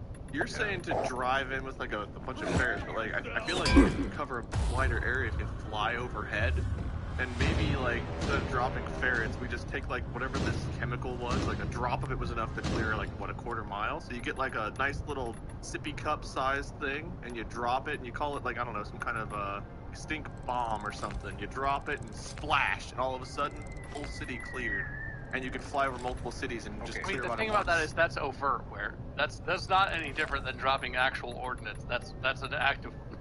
It's an act of aggression on another planet. I feel like it's slightly different. There's a big American B-52. Everyone looks up like, what is that American plane doing? Why are they dropping things on us? Man, that's not different. Painted to look like the Happy the Clown. So a B-52 painted to look like a clown. The point is that the ferrets are covert, Wade. If you're at war with someone, you don't need to be... the bombs look like, they're balloon animals full of stinky liquid. Oh my god. We can stealth it a little bit. That's not stealthing! That's the opposite! Okay, put it in a stealth bomber! What do you think stealthing means?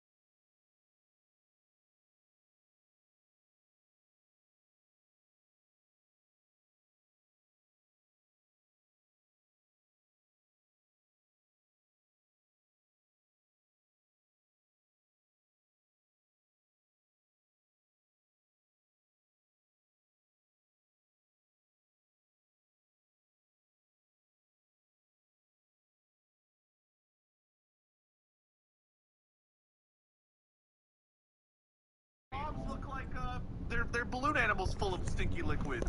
Oh my god. We can stealth it a little bit. That's not stealthing. That's the opposite. Okay, put it in a stealth bomber. What do you think stealthing means?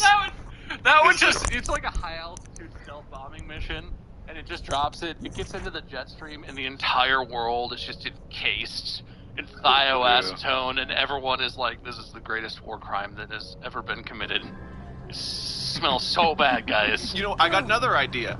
This can be an aerial attack or a ground attack or, you know what, even a submarine underwater attack. Here's what you do. Instead of just dropping the chemical directly, you have parachuting clowns that are carrying these, like, spray guns. And that little, like, honk honk red nose is actually a breathing filtration system that allows them to be able to breathe normal air and not smell it. They can be delivered on the ground, roll out with their squirt guns of death stink, or they can drop in. You can shoot them like a torpedo out of the sub. They've got their breathing apparatus built in. And it honks. I do not care how they smell. If clowns are parachuting into my city, I am fucking out. I am grabbing my go bag and tossing the dog in the car, and Mandy and I are leaving forever. Because I will not live in a city where clowns airdrop in. That does not sound like a place. I don't care how it smells. See, you see a ferret, you're like, ooh, that's a cute ferret. Give it a little pet. You see a clown drop in, you're not going in for a pet. You're running. And if you're not running, squirt, squirt. I feel like you don't understand the idea of overt versus covert, but that would be, I'm not going to deny that no would be. No one knows whose clowns they are. All clowns are French, right? So I guess that's true. Ferrets could also be like why are there ferrets? Why are there clowns? The question remains of the why, but no one knows the who. He's got a point, Bob. He's got a good point. He really doesn't, but I don't have it in me to argue against. No, he's got a good point. It's not the point in any relation to the conversation we're having, but he does have a point. Thank you. It's just a different point, and I'll give him 1 point for that. Oh, that feels good. Hit me again, Daddy Judge. I'm gonna take away that point now for calling me dead. Oh, take another.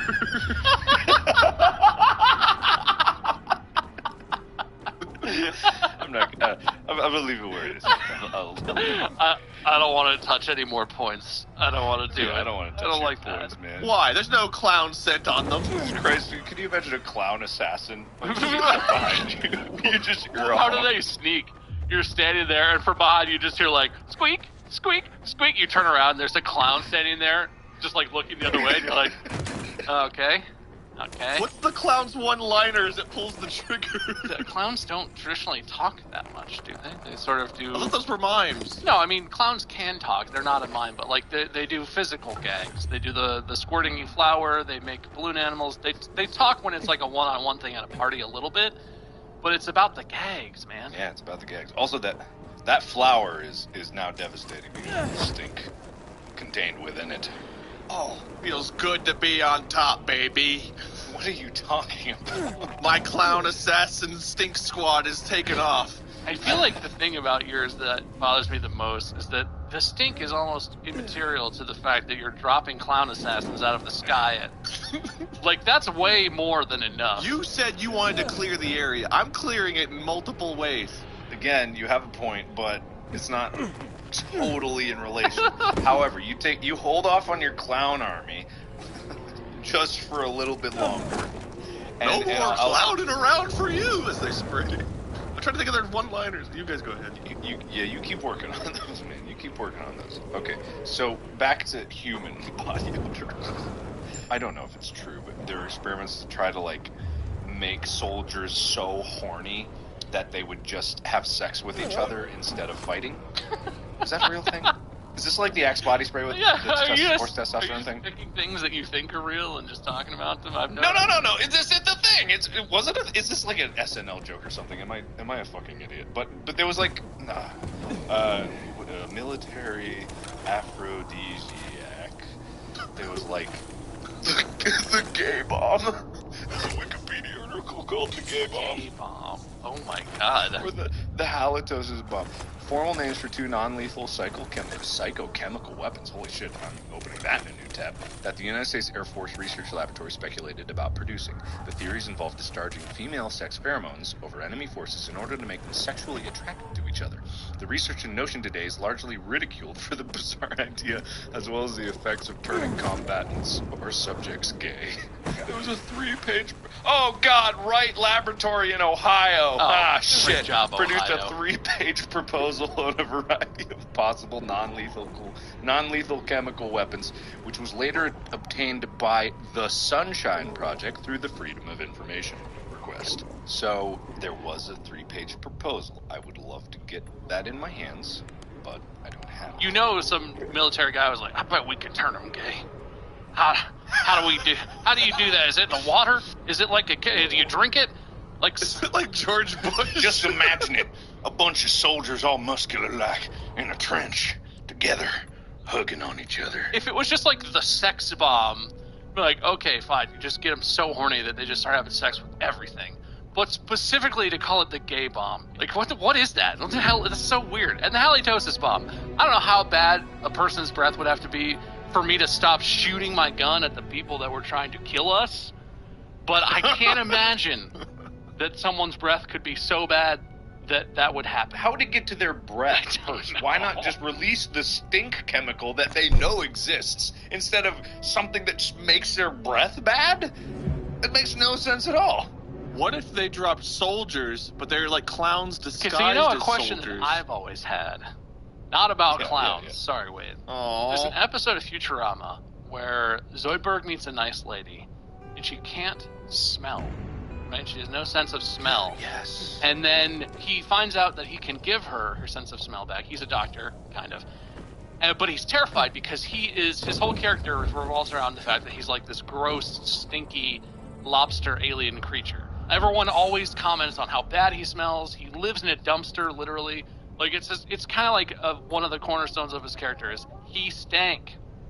And so it's the episode hinges on, like, he wants to do this for her because she's a florist and she wants to smell these beautiful flowers.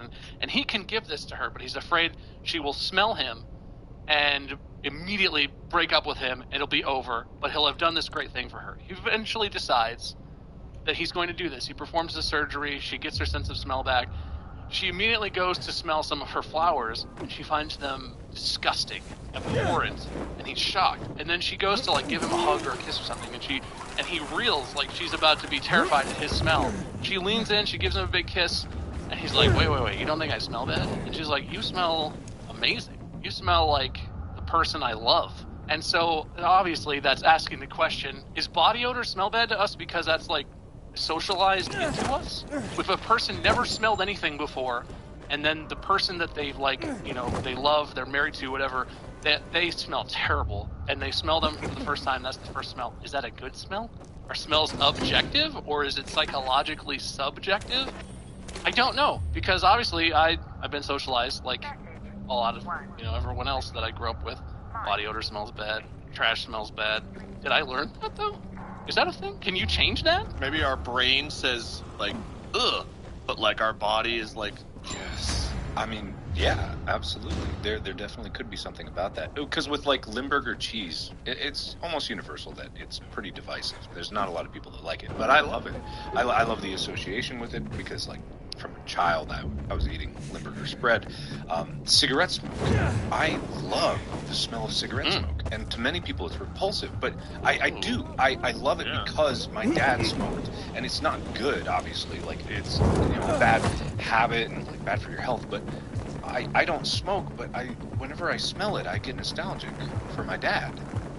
And it's like these things, they can have associations with the mind because the human mind is adaptable and flexible, and your preferences impact everything.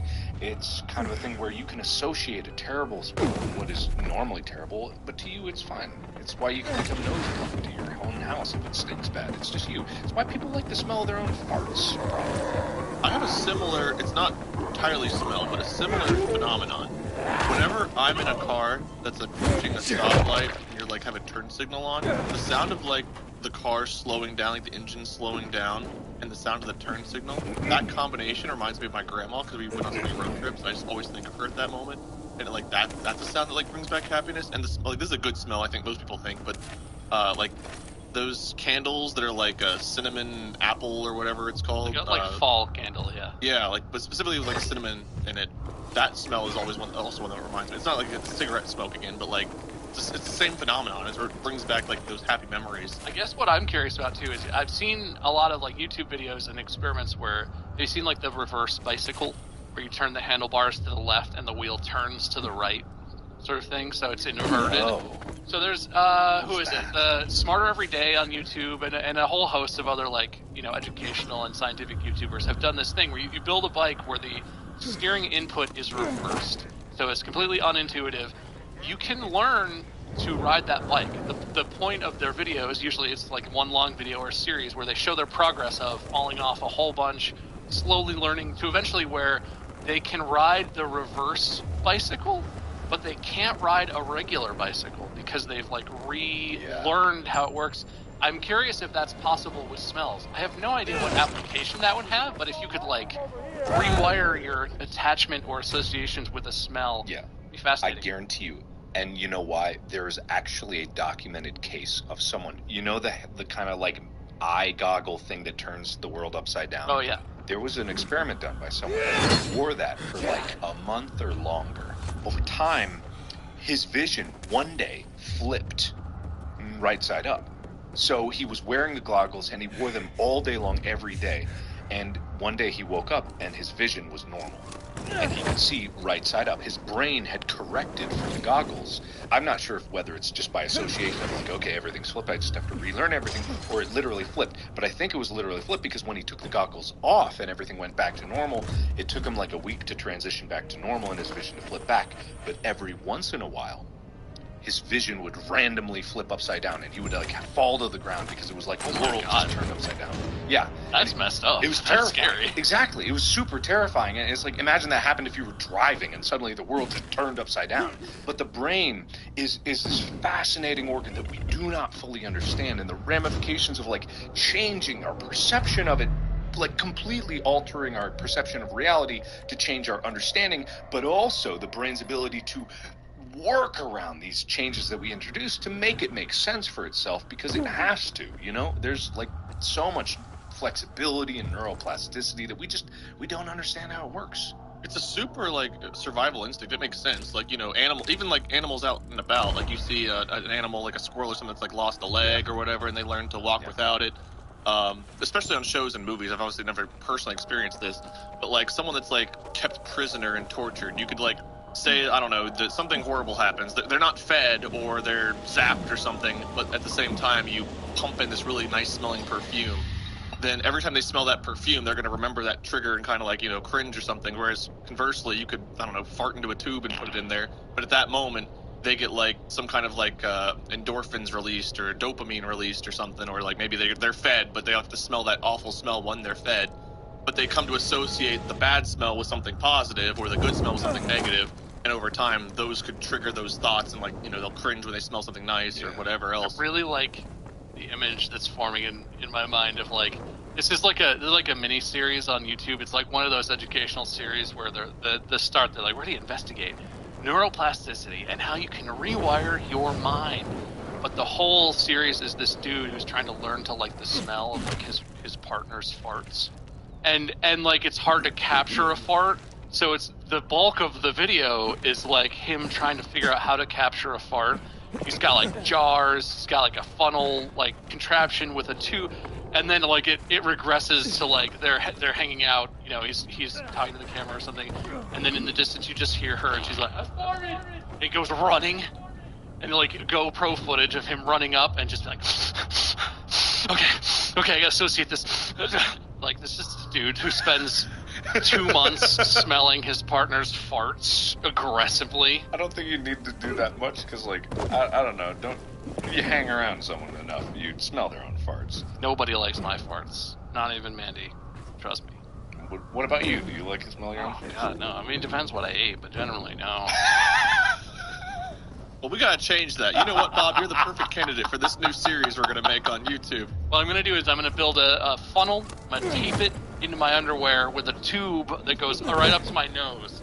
breathe it in my nose, but I leave my mouth open. So every time I fart, I have to breathe a big breath in the nose, and then I kiss Mandy right in the mouth. So I associate my farts with kissing the woman I love. And that wouldn't be weird for either of us. I'm sure it'll be great for her, too. I would be sealed. She wouldn't have to smell it. It'd be fine. It'd be all internals. All filtered through your mouth. She needs to learn to love them, too. I would just start to have fart breath. That's the thing. That's the thing. If you hold in your farts, it comes out your breath. What? Oh. It's a thing because it dissolves into your bloodstream. Oh, wait, what?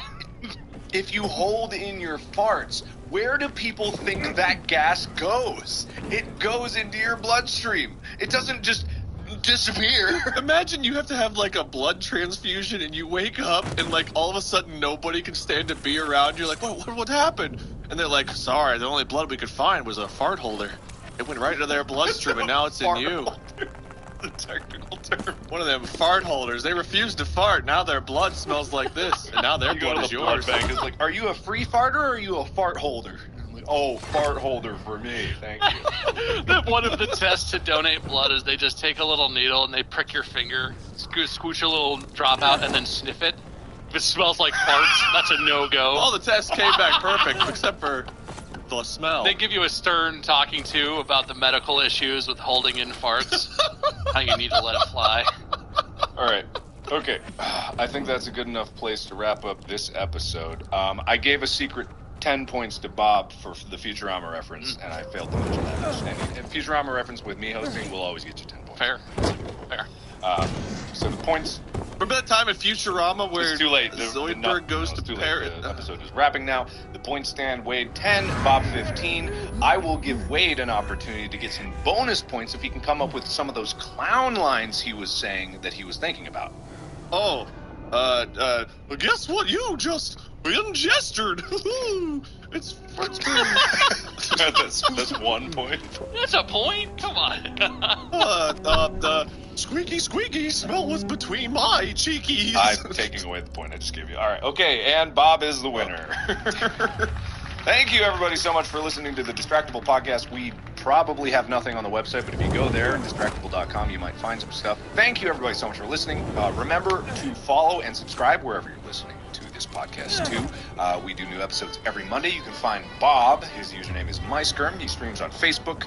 Wade, you can find him on YouTube. Minion777 on Twitch. Lord Minion777 on YouTube. My name is Mark Blair. Thank you so much for listening. We've got more cool episodes coming for you. Thank you to our sponsors for supporting this episode, and thank you to you for supporting the show.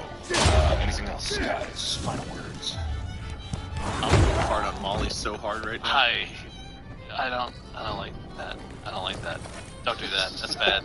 I don't like that. You're gonna blame it on me. I don't like where that's going. I don't like that future. It was a horrible future.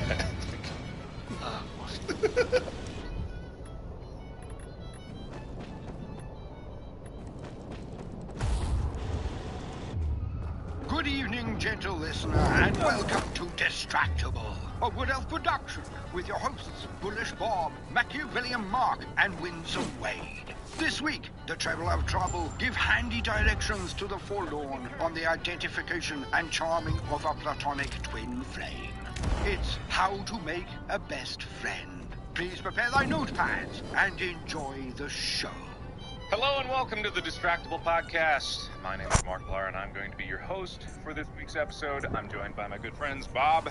Say hi, Bob. Hi. And Wade. Howdy, everyone. Yes. They are who I like to refer to as the losers from last week. And this week, as we do every week on the Distractible podcast, we will be discussing topics of conversations and we will be having a bit of a battle of minds, a test of will, an exchange of ideas and information where we can talk about whatever we want, and I, as the host, get to play judge to their good and or terrible ideas. How you doing today? Oh, I'm doing real good. Thanks for asking. Cool. Okay, great, man. Man, this small talk always just firing on all cylinders right away. Look, I'm good. I actually got a good night's sleep, but I was woken rudely by a crazy-ass blue jay banging his head on my window because apparently it's mating season and he is DTF the window for some reason. I don't know. The reflection probably saw. I also had a seagull and a crow having a rat battle on my balcony. I actually have video of this. I will post this somewhere at some point, unless I don't, and then I didn't. Who won? Well, the crow ran away, so actually I can't answer that. The seagull won. And then the seagull started doing something crazy. I also got this on video. Like, it started opening its mouth. I thought it was yawning at first, but it kept doing it. Not lying. I'll show you guys the video. It just, like, opened, like, I thought it was going to throw up or something, but it did it for, like, a minute straight. Like, it was like as wide as it could opening? As wide as it could. It stuck its tongue out and everything. Was it making eye contact with you? Did he see you and just be like, this is my balcony. I mean, honestly, like, I started recording, then I moved the shade out of the way, and it looked at me, and then just kept going at it, so I'm pretty sure. Did that bird thing where it snapped its head sideways and made one eye contact. Oh, yeah. Sounds like seagulls. Wait, did you have any bird-related morning issues? Well, I had to deal with something even crazier. My phone kind of kept buzzing and buzzing. It turns out... Phone call. No, it was just my alarm. Oh, okay. That was close. I set like 6 of them to make sure I get up to date. Not any better, man, but I love the assumption that you're looking at your phone, there's a weird name in it. Oh, Greg, I know that name. Yeah, my phone, it kept showing a picture of my mom's face, and it kept saying mom, and just buzzing, and I was like, shut up, phone. God. I know that's my mom. Shut up! You don't know me! When did Apple put reminders in iOS of who your family is? I should never have put in family information in my contacts. I wish it was something that clever, but no, nothing crazy. I was up late and up early. And okay, wait. You were up early. What time is that in numbers? Just curious. 10:55 a.m. God, how are you alive? Yeah, I got up at 3:50 today. Oh, what time did you go to sleep? 8 p.m. You went to sleep? Yes, p.m. Okay, I went to sleep at 4:30 Wait, why would you have assumed a.m.? Well, maybe you slept for like 20 hours. Why would you assume that I was asleep for 20 hours? I went to sleep an hour and a half ago, and I woke up in 6 hours. Yeah. I've pulled that off before, where I've been so tired that I slept for like a full day. All right, sure, man. Yeah, but that wasn't the case in this scenario. It's better than assuming you're 90 years old and you're going to bed at 8 p.m. I went to bed at 8 p.m., okay? All right, Grandpa. That is pretty early. Like, I'm not going to mock you for that, but is that normal for you to go to bed at 8 p.m.? No, it's not normal. I could go into the long spiel. It's just like when you're in solitude, there's this weird effect where you want to sleep more. I don't know what it is, but that's like a thing. If you in the Mythbusters episodes where they did like the cabin fever experiments, they just slept a lot more because you're bored and you got nothing else to do. And as soon as 6 o'clock rolls around, that's when people stop calling me and I have to stop doing anything, and so I just get tired. Anyway, that's not the point. Today's topic of conversation that these two beautiful gentlemen have prepared and that I will judge them upon is the conversation of best friends and how to solidify a friendship from just friends to best of friends. You're not going to make any if you're going to bed at 8 p.m., but yeah, let's do it. To be clear, what we discussed previously, best friends for life, right? Yeah, for life. Has to extend. Now, I don't know if the idea have anything to do with changing how long those life is, but I will accept and judge any idea on the merits solely of effectiveness of best frienditude and will it reach the end of life. Who would like to present their title of their... Me. Okay, I don't feel good about it, so I'd rather get it out of the way before Bob gets something great. So you really need to stop underselling it before you say it. And by that, I mean mine is so good, it's going to blow everyone out of the water. And Bob, you'll never live up to the genius that's about to roll out of my mouth. I'm excited now. Alright, the title is, You're Gonna Like Me As Your Friend. I guarantee it. Said just like that. Okay, cool. Yeah, no, this is an original sentence, definitely. By the way, everyone at home, just for legal sake, this is not real advice. Never take it. I think that every time I say words, this is an original sentence. I just thought of this. You know what would have been a better title is, This is not real advice, do not take it. Because I would have been very curious to hear what your idea was at that point. Well, that's the subtitle. That's the colon apostrophe underline book 1. Damn, man. He's killing it, Wade Bob. has so many IQs, I don't stand a chance. You guys can beat that? Alright, the title of my pitch/plan to be the best friend for life is, You Couldn't If You Wanted To. Now that's interesting. Okay, that opens up a lot of doors. Am I the friend in this situation? Or are you stealing the friend from me? That's a lot of captivating energy. I give it a out of 10. Well, it's not up to you. I actually did like that title. It intrigues me. It titillates me. What if it's a completely 100% empty clickbait title, just to win the title battle, so I get to go first? Well, then I will assign points justifiably after the fact, but you Okay. get 1 point for winning the go first thing.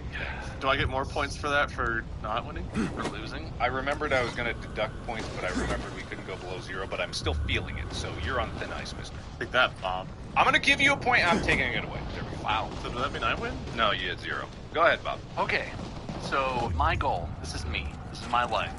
My goal is to secure a best friend for the rest of my life. Okay.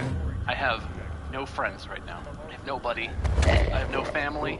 I'm alone. I need, by any means necessary, to secure a best friend so that I have someone to spend time with and I have someone to, pick up beer on their way over to watch the football or something. I don't know. Whatever friends do. I don't have any, so I don't know. Clearly, given my current situation, I'm not good at making people like me, using my personality, my wits, my words, my original sentences. Something is gonna miss. I don't know if I'm just, my mind works differently. Who knows? But I have a scheme. I have a way through which I can secure a friend for life. They couldn't leave me if they wanted. Step 1, I need to use my wealth of resources. I'm rich, by the way, because I have no friends or anyone. I've focused on my career, and I've become very successful. I use my wealth of Batman-like resources. I buy an expensive, fast car. Super cool looking. It turns a lot of heads. It attracts a lot of attention. I buy, along with the car, an elaborate pre-planned system of plastic tubing, valves, T-joints, sprinkler heads that aerosolize liquid as they pass through them, and a huge reservoir in which I'm going to put 5 gallons of pig's blood. I have no questions. I have none. Continue. You with me? I have one question. Okay, go ahead. Why specifically pig over, cow? It's illegal to buy human's blood. Okay. Is it? I didn't know that. He's actually... Well, okay, I'm wealthy. I'm Batman. You know what? Screw it. Wait, you're actually Batman? Well, I'm Batman-esque. I'm not trained like Batman, but I'm rich like Bruce Wayne. By human blood. I get my own blood. This is an extended plan now. You can buy human blood? Oh, that's concerning. You can actually buy human blood? I don't like that. Is it like when you buy allergy medicine, you have to give an ID because you only buy so much per month or something? I don't know. What's to stop some dude from selling you his blood? I mean, is there anything? It's an exchange of hazardous materials. Bloodborne disease and illness is a serious concern. Yeah, you don't know. But between 2 consenting adults? I don't know what they do at the blood bank when I donate blood. Do they just go behind the door and just... they could do whatever they want with it. Yeah, there's definitely some serious blood addicts in the blood bank who just have a real... If there was ever a place to be a blood addict at... No, that's very carefully tracked. They take it and they test it, make sure it's all good, you don't have any diseases you didn't disclose, and then it's all labeled. If a couple pints went missing every time Jerry worked at the blood bank, 1, someone would notice, because they need that, and 2, they'd probably ask Jerry, what the hell? Wait, does drinking blood make you a cannibal? Makes you a vampire, right? Yeah, but does it have to be specifically flesh? Do you have to chew to be a cannibal? You can't just swallow? Yeah, well, they say auto-cannibalism is if you, chew at your lip and you... bite your nails. Yeah, you bite your nails, but if you, actually eat... I don't know, does eating your boogers, is that the same level? I don't know if snot counts as your physical body. What's the difference between that and blood? It's what about if you get a nosebleed, it drains in the back of your throat? Are you then like a vampire? Is the point that it's sustenance? Because eating meat, the point is to eat to live. Eat to sustain yourself with nutrients and energy. Does blood give you sustenance? Absolutely. Or does it just give you really gross hydration? It's got oxygen. Can you breathe blood? Well, they're not just oxygen. All of the nutrients in the body go through the blood. really yes the butt, the Oh, maybe you should continue your story, because I think Mark's having a breakdown. sorry, continue. I'm bringing Okay, it back. listen, we don't have to go down that road because I've decided I'm planning this months in advance. Right, Batman. Once every couple weeks, I sit down and I suck out a pint of the old body glue. And I've got my own supply of meat ready. Oh, it's just nothing. Yeah, so this works even better. I didn't want to buy blood, but using my own blood does not make me uncomfortable in any way. So, I've got my expensive car, got my complicated, drawn-out pipe system. What I do is I take all those plastic pipes very discreetly, they're small, I install them in the headliner, in the joints of my very expensive car, creating essentially a blood shower inside the car. So I've got this car rigged up to be absolutely destroyed with my own blood. And then the next part of the plan is location. You know what they say? Location, location. Location. I knew the third one. Good job, man. Yeah, no, you knew that. You got it. Oh, yeah. You gotta find a spot where you can inconspicuously have a trailer drop off my very expensive sports car, already crumpled up and upside down, without anyone seeing it. And also plant some stereo speakers close enough for the sound to sound like it's coming from the car, but not too close or in the open where you can see it. Somewhere where I know the target might be to entrap a best friend. Just say someone always gets lunch in the same place. You know what I mean? They go to the bank. They go to the bank every Sunday. You set this location up so that I can be in the car, in the position with the sound cue ready to go at the correct time, without the person, the target of this, being aware. Step 3, the players. With my unbelievable amount of money, I'm going to rent 2 actors with EMT costumes. Ooh, which 2? Like extras. I don't know. They don't mean anything. They're not even people to me. Something like Vince Vaughn or something, but alright. I feel like that would be really obviously a red flag. Okay. Yeah, Wade, use your head. And why Vince Vaughn? No, he's got brown hair. Wade's a big Wedding Crashers fan, I'm sure. Just get Vince Vaughn and Owen Wilson together, and they're gonna be the 2 guys that approach this dude. If you like fall off a ladder or something, like, God, 911, they show up. Yeah, Owen Wilson walks away. Wow, your leg's broken. Wow. Oh God! Oh God, Vince Vaughn. Hey. See? Not such a bad idea, is it? Yeah, but then he's gonna be their best friend. Ah, sorry. It would just be Owen Wilson saying wow and Vince Vaughn riffing for like 40 minutes. Sorry. Okay, we've got the ambulance, we've got the actors. They know what to do. The execution of the plan is next. All you have to do to get a best friend for the rest of your life is you wait, you get this all set up, get the alleyway set up, maybe you have someone blocking it. Maybe you have a inconspicuous curtain with a picture of what the alley normally looks like hung across. I don't know. You have a little diversion. You get this set up. I climb into my sports car, strap myself into the seat, and get the go button ready on the bloodbath. I don't want to be sitting here saturated with blood, but I want to have the bloodbath ready to go for when the show starts. Then, when the target is approaching the alley, about to cut across the alley, about to go into Schlager's usual sandwich on their midday lunch break that they always get because they're very predictable, good, solid, dependable best friend. Good choice. Thank you. You have the timing down. Right before they're about to cross the alley, you go on the audio cue. The very big, expensive, loud speaker system you have plays audio of a sports car revving its engine, tires screeching, crunching, crashing, flipping, an unbelievable scene playing out, all via audio. Your best friend in waiting from around the corner hears this and is absolutely terrified, but also feels like, because they're a good person and that's why you chose them, they have to help. Someone has had a horrible accident and they have to help. At this point, you trigger the bloodbath because your friend is about to come rushing around the corner. Go in the bloodbath, close your eyes to your mouth because you don't want any of that in there. Open your nose because you're hanging upside down in a sports car at this point. There's no way around that. But it's worth it to have this person as your best friend for the rest of your life. They come rushing over your car, crunched up, upside out. They look and oh God. They get down on their hands and knees by the driver's side window. They look inside. Blood is everywhere. Caked. There's no way this man is alive. They look, the window's cracked. They're not sure what to do. Luckily, there's a pipe laying on the ground. stopping next to the window, part of the setup.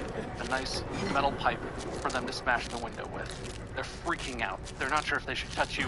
They're gonna do more harm than good, and you're like, you look at them. At this point, you look over, terror in your eyes, gripped with the fear of death approaching, and you say, help me, get me out of here.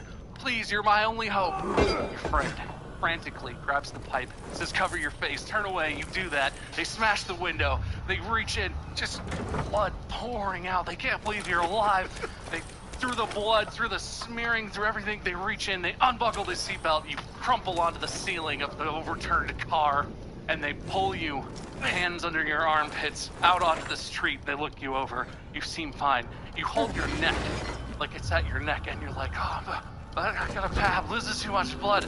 You hold, and they put their hands on your neck. They're so adrenaline rushed right now. They're so in this. They can't even tell there's not a wound in there. They don't know where the blood came from, but they're like, I gotta save this guy's life. They put their hands on your neck, pressure, stopping the bleeding. You're like, I'm okay. I don't know. You feign passing out.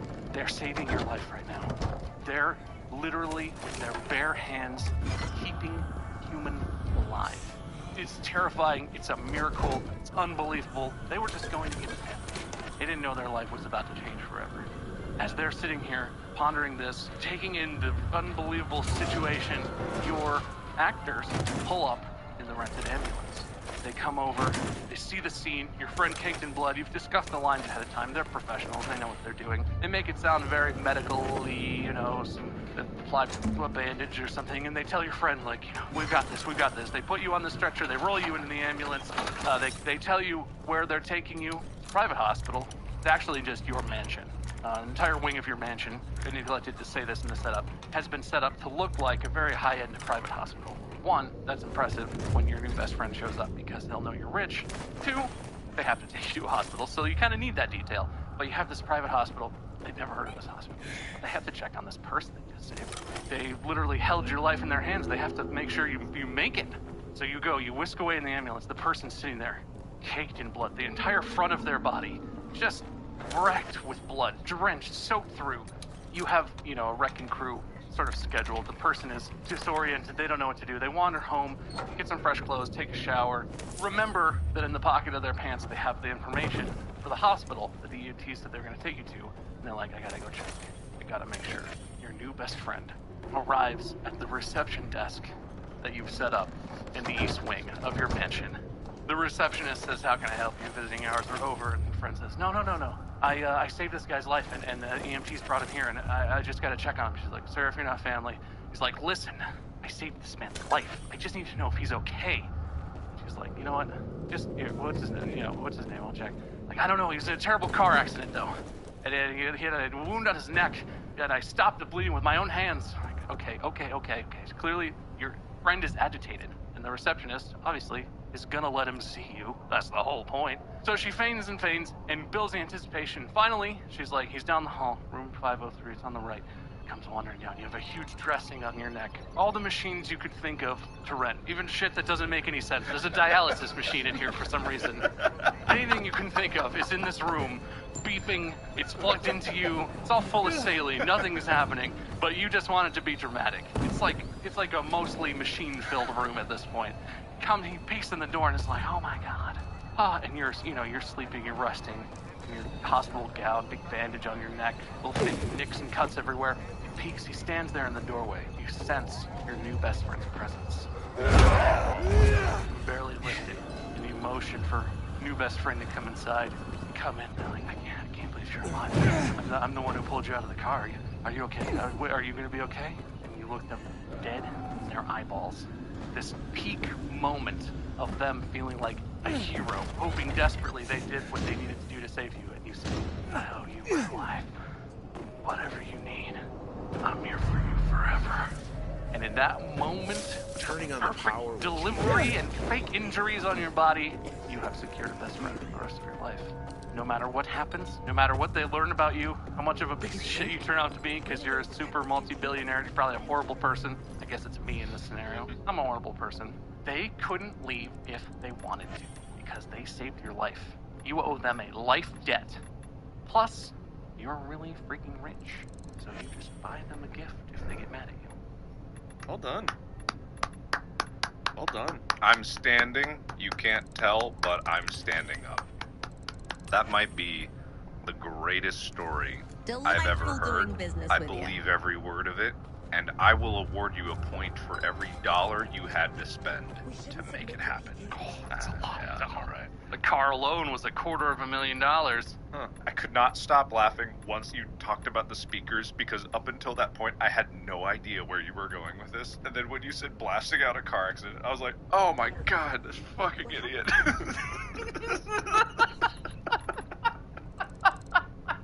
Tell me that person isn't attached to you for life after that traumatic experience. In terms of efficiency, obviously not. But in security and, like, there's no sure things in life. But this guy is gonna be your friend for a very long time. The only thing I would have said is that, you know, because you are naturally not a friend type person up until this point, however, you made a point of, like, just buy him a gift, and yeah, absolutely. The best friendships are built on gifts.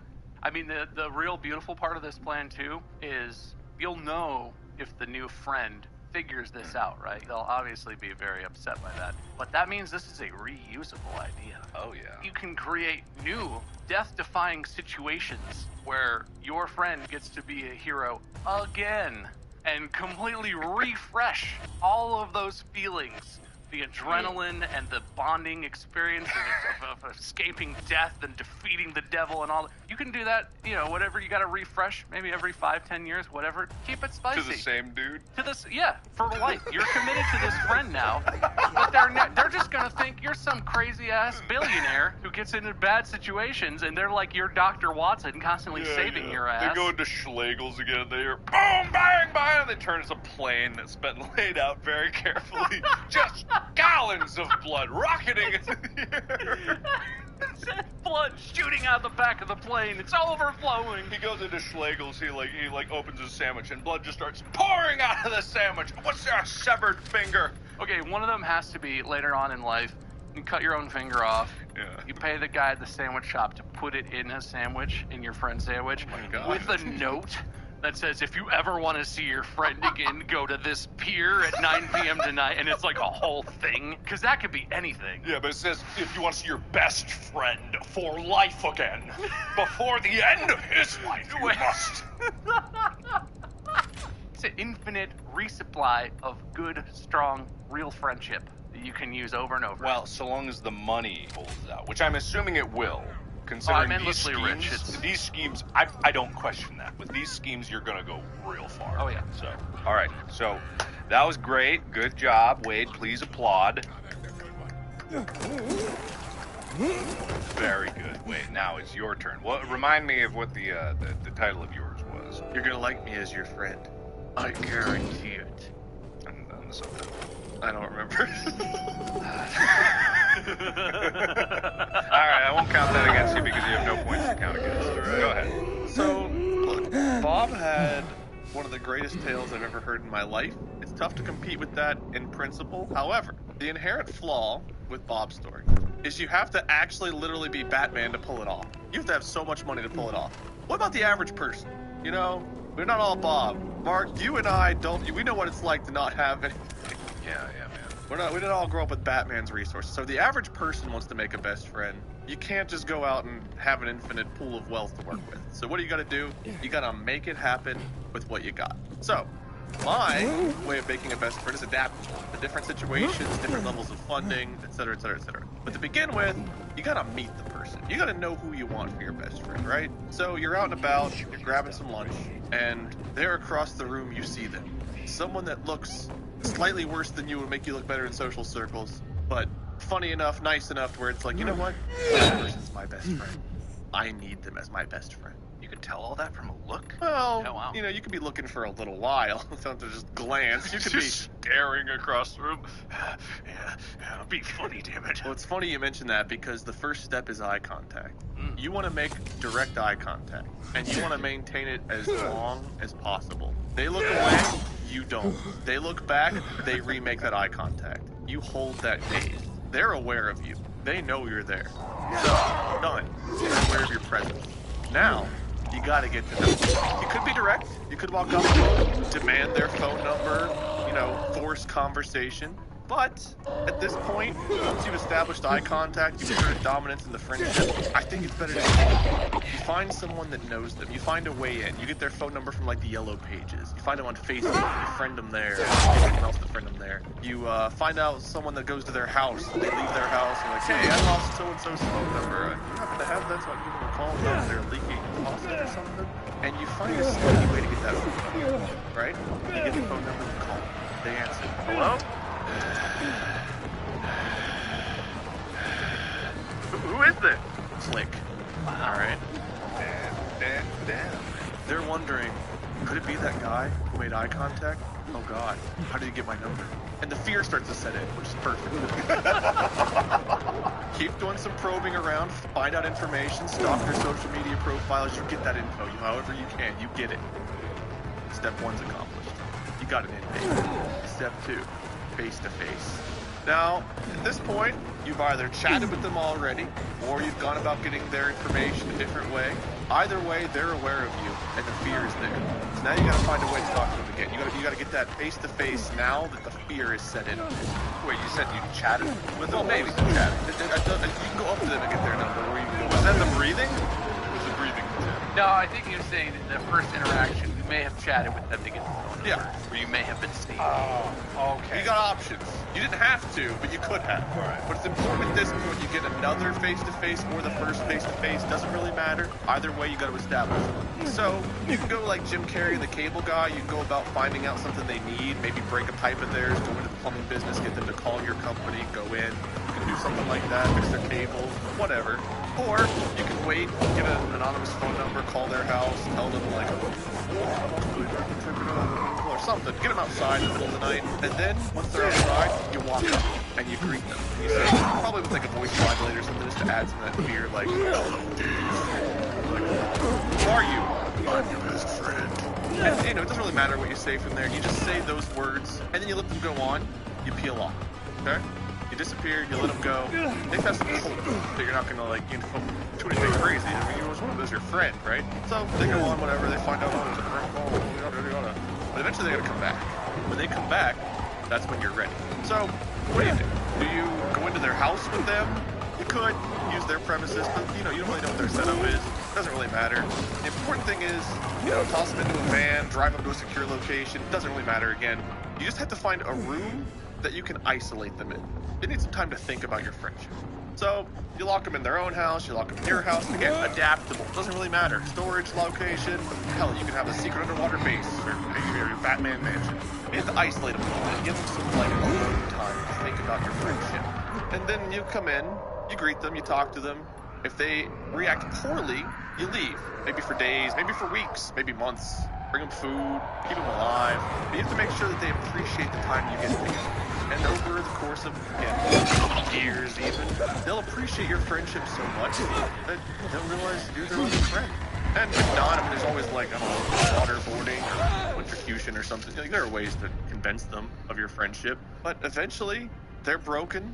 They've got no one in life but you. And you've got a friend for life. Was that step 2?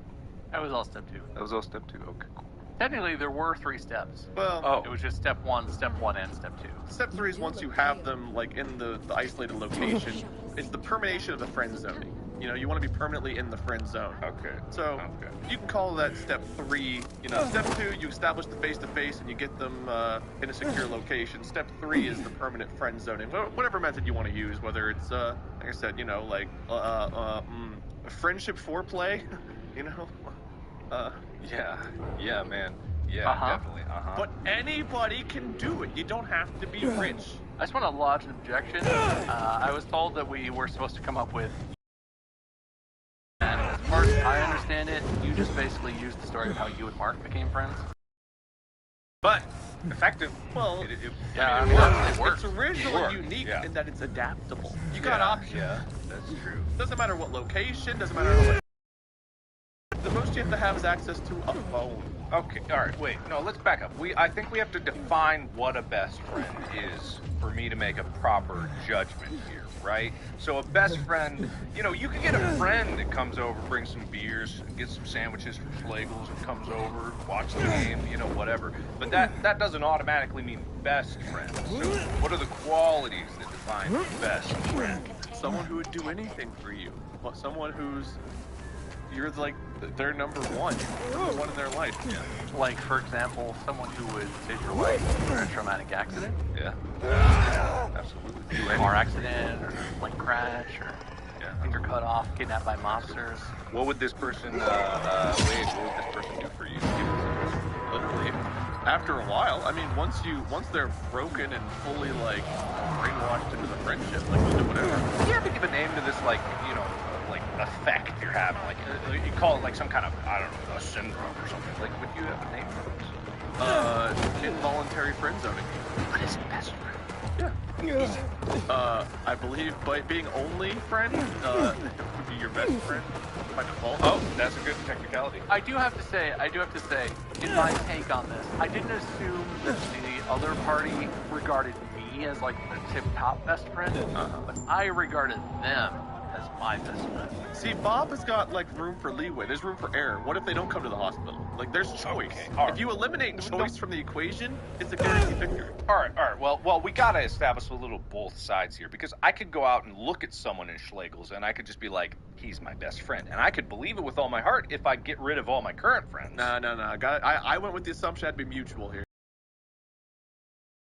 Judge it on mutuality. Oh. So Bob's solution really does entice the mutuality. Bob doesn't even have to have the same feelings. Like the other guys, so enamored. Yeah, it's if the person has no choice, it's not a mutual decision. Yeah. It's a thing you've done to them. Especially if you don't even release them into the wild. Oh, but by the end, it's a mutual best friendship. Eventually, they become your best friend. Who cares about the technicalities of the introductions? Not everyone gets along at first. In your scenario, assuming you accomplished all your goals, at some point, are they allowed to go live their own life? Because you pitch yours as adaptable, low cost, anyone can do it, except yours relies on the idea that you can have a building, a house, a storage unit with a bathroom, presumably, in which you can house an entire another human, which costs money. You're feeding them. You're getting them, I don't know, medicine if they get sick. This isn't just like, oh, I have a pet human. People are expensive. Well, no, it gets to be too costly. You abandon, you move on to the next one. Well, that doesn't sound like a best friend. That's just wasted. Yeah. Again, adaptability. You lose one best friend, you can make another. But sounds like you still gotta be pretty wealthy. Friends come and go in life. But the point being is, as long as this person is alive, they are your best friend. No. It was best friend for life. Your life. One person. Your life. How do you guarantee that they outlive you? Well, then you cherish their memory. Even if they die right away, you cherish their memory. Yeah, but what if you want to replace them? Easy to do. You just follow my steps again. What if they never break? What if you get Batman in that chair? His will is strong. He doesn't break. What happens? Look, I don't know this from, experience, but I do know that everyone breaks. What if you know, Bob, Bat Bob, you see him under that car, and you say, I don't have to do it. I got my room ready. You grab him. He goes into your room. Are you going to be best friends if you both employ this strategy? If we both want it, then why not? Yeah, that would actually kind of solve everyone's problems. Yeah. I'm just saying there's like 5 people in the world that can employ Bob's strategy. Anyone can try mine. My strategy can be executed on a budget. You just gotta be creative.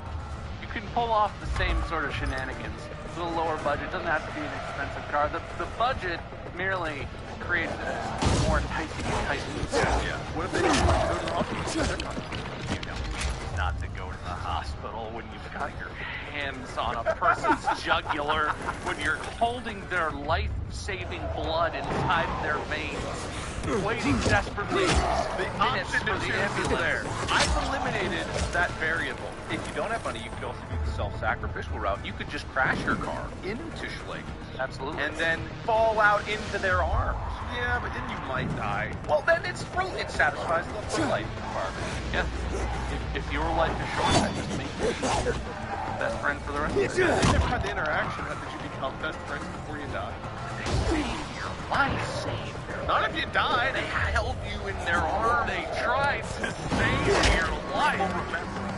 They will definitely remember that. I don't know. I feel like I would establish a best friendship if they just tried to save your life. Does that make every firefighter or EMS person a best friend? You're telling me you walk around just looking for people in peril, an on-fire bus full of children, you're like, let me in there, I gotta save them. They're random people to me, I don't care about them, but I must save their lives. No, I go to the mall and I sit at a table and I just make eye contact with people with my fun with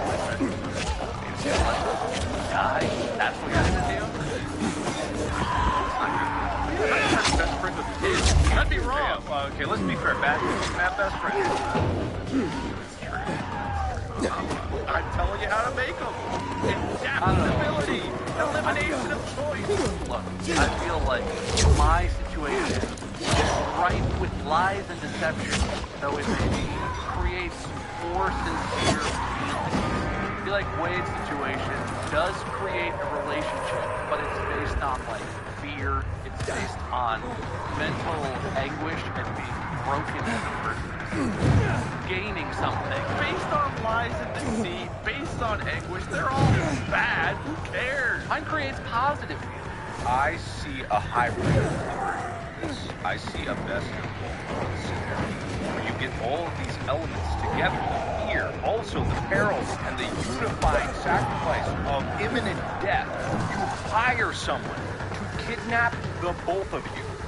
Lock you in a room together on separate walls. You're not able to see it. You're like able to like hear someone sobbing Like bags over your heads. Yeah, exactly. But you lean your ear up against the wall, you can hear them crying. You know they're ready when they cry. So when they start crying, you start jumping. One that sounds like just the water dripping from the rusty pipes, but no, it's a rhythm that they perk up and notice when they stop crying. That's when they start talking.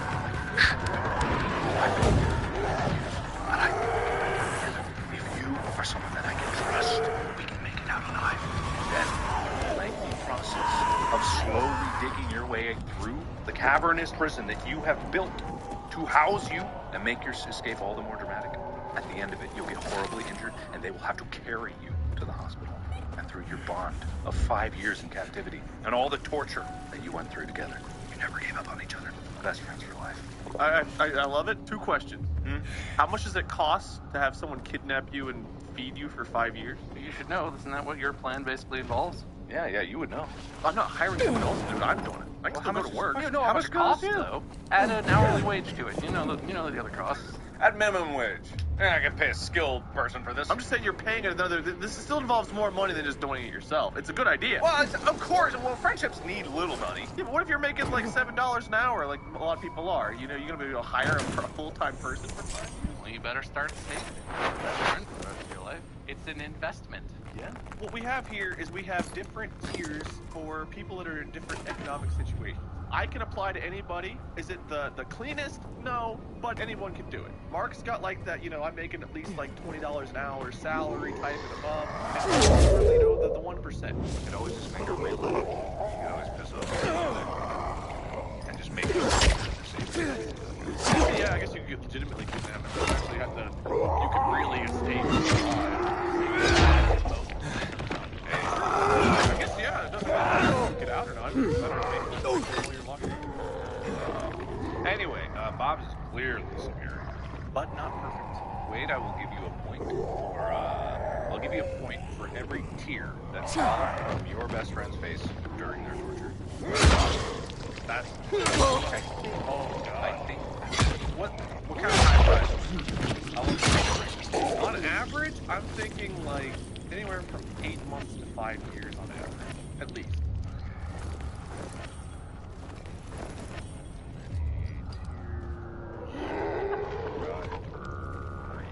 30-60 for women. Like, I think it drops about a million. Cry. Well, you gotta think this isn't going to be an average amount either, because they're going to be. It's going to be. Okay, about 15 milliliters per cry, which would be about 15 tears. So taking an average of, like, let's say 30 over the course of a year would be 450 milliliters, about a half a liter of tears. So 500 times however many years. And that's your number of points. That's But, almost 5 million. no, and Bob's is way more than 5 million. He has to have the mansion, and you write that off as business deduction. All the machines. Oh, absolutely. Business expense, yeah. I feel like this is a rich man's game, awarding points for dollars spent. The average Joe is set to lose from the beginning, just like in real life. The 1% win again. You're right about that. Congratulations, Bob. You have won this week's Distractible podcast. Yeah. We do not disrupt the status quo. We dig it deeper into the hole that it is. And I am happy to be your host. And I think we all learned something valuable about making best friends out there. Don't take our advice. Yeah, no. Yeah, not that we've tried them. You can find more information of maybe better on our website. You can subscribe to the podcast through whatever app you're listening to, and you can find all of us in our various social medias and or YouTube channels and or streaming platforms through whatever text information is available probably on the website. Do we have a website? Do we have merch? Yeah, right. Do we have a website? Do we have friendship advice on our website? You're writing the blog for the website, right, Wade? I'm going to get my best friend to do that for me. Like a daily blog post? Full write-up of what happened. All right, sounds good. Good luck when you get that 8 years from now, so everyone at home expect the website to be up and running in 8 years from now. See me making eye contact. Stare back. We're going to be great. Could be fun. Podcast out!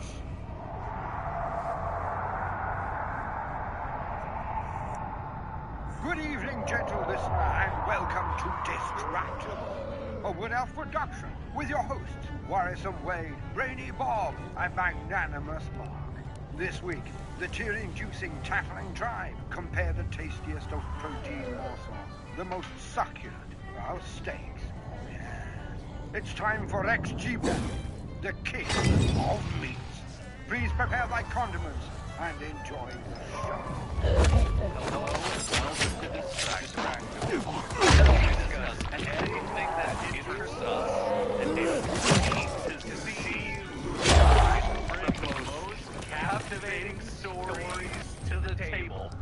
Whoever brings the most interesting story, as judged by me, will be declared the winner of the podcast and will earn the right to host next week's episode and play the role of judge.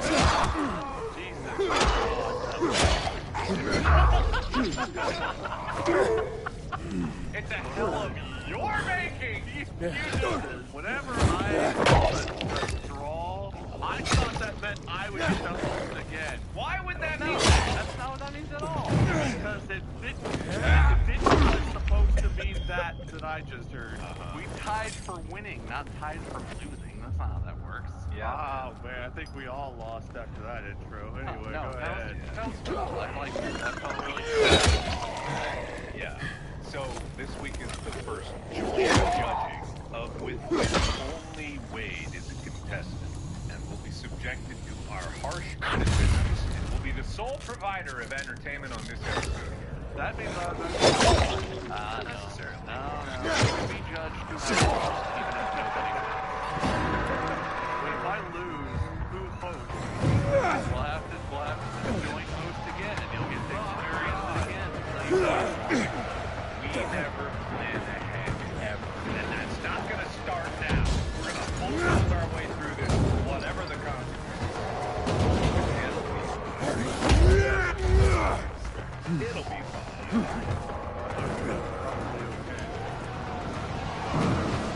Got it. Alright, so Bob, how are you, fellow judge?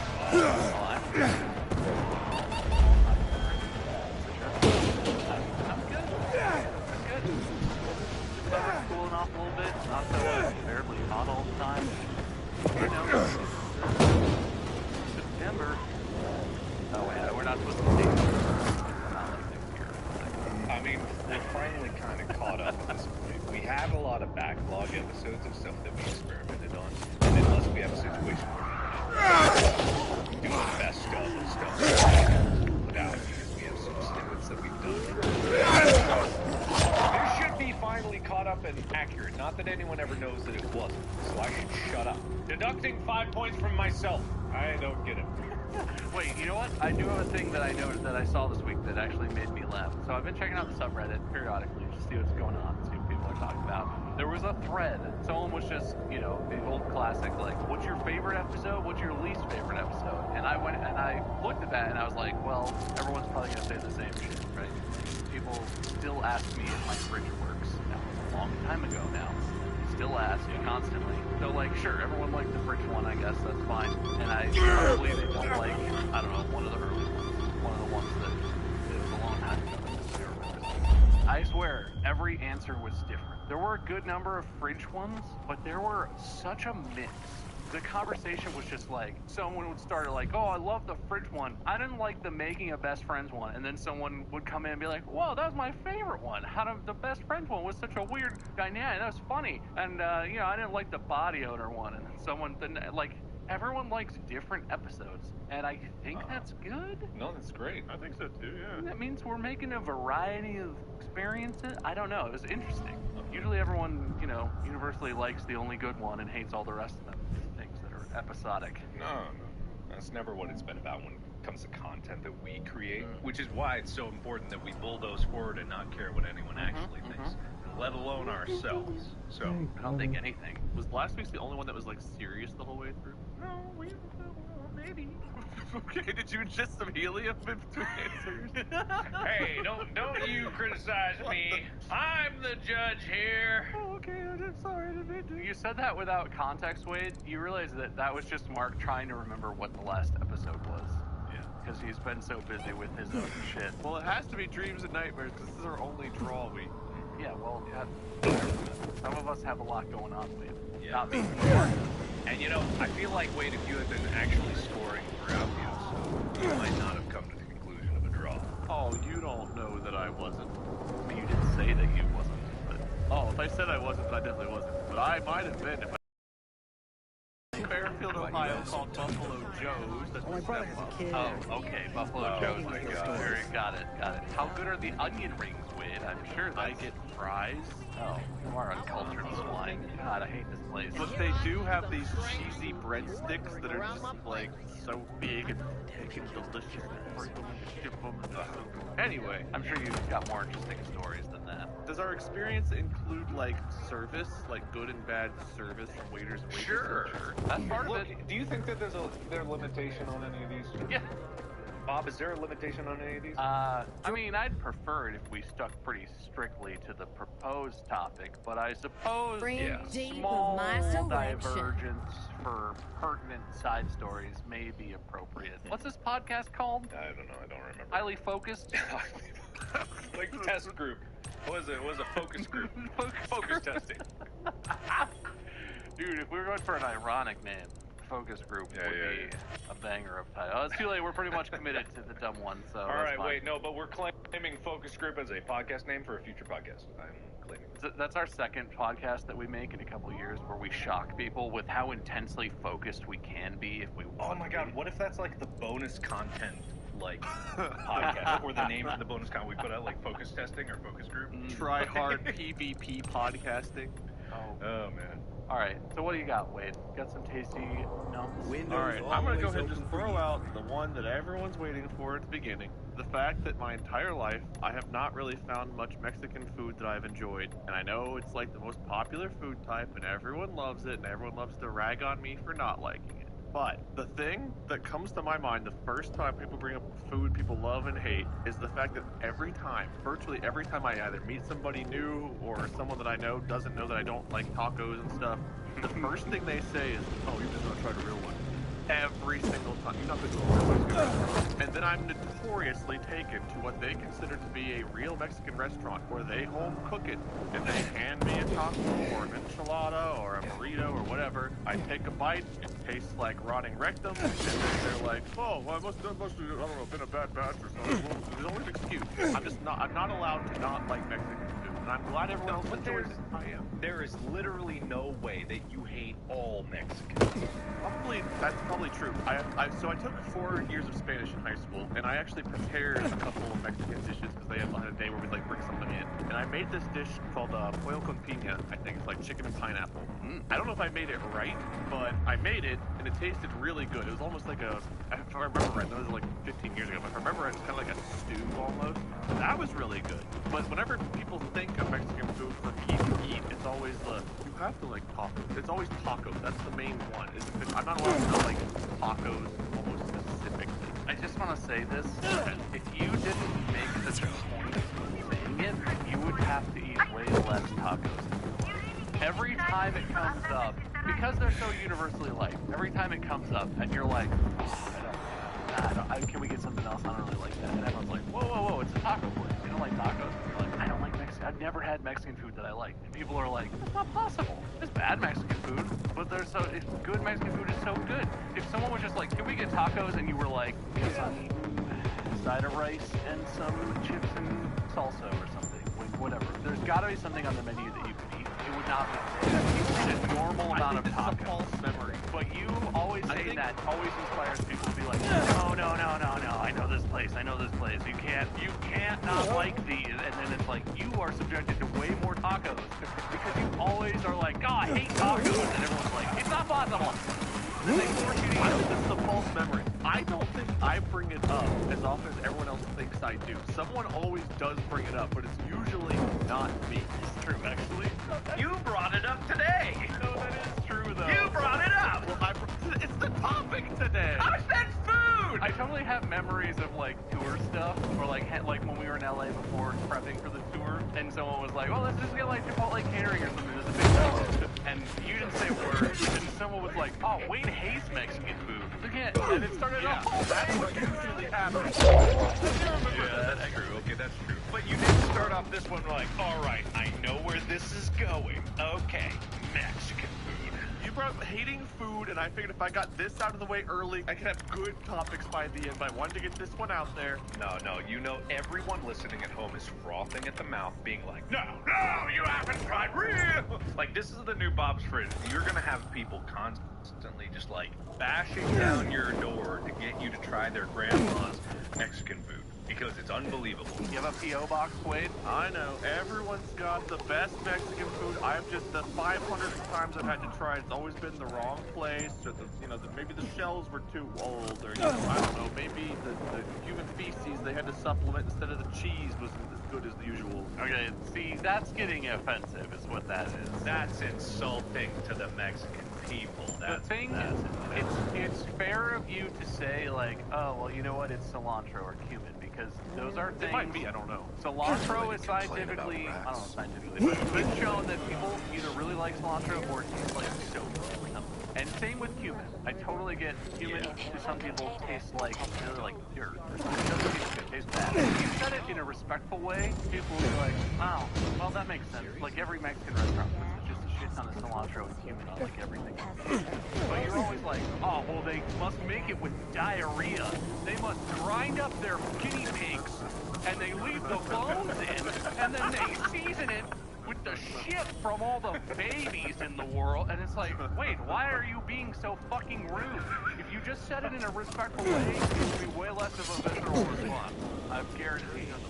I think it's the world has jaded me into like the ignorance of it that I have.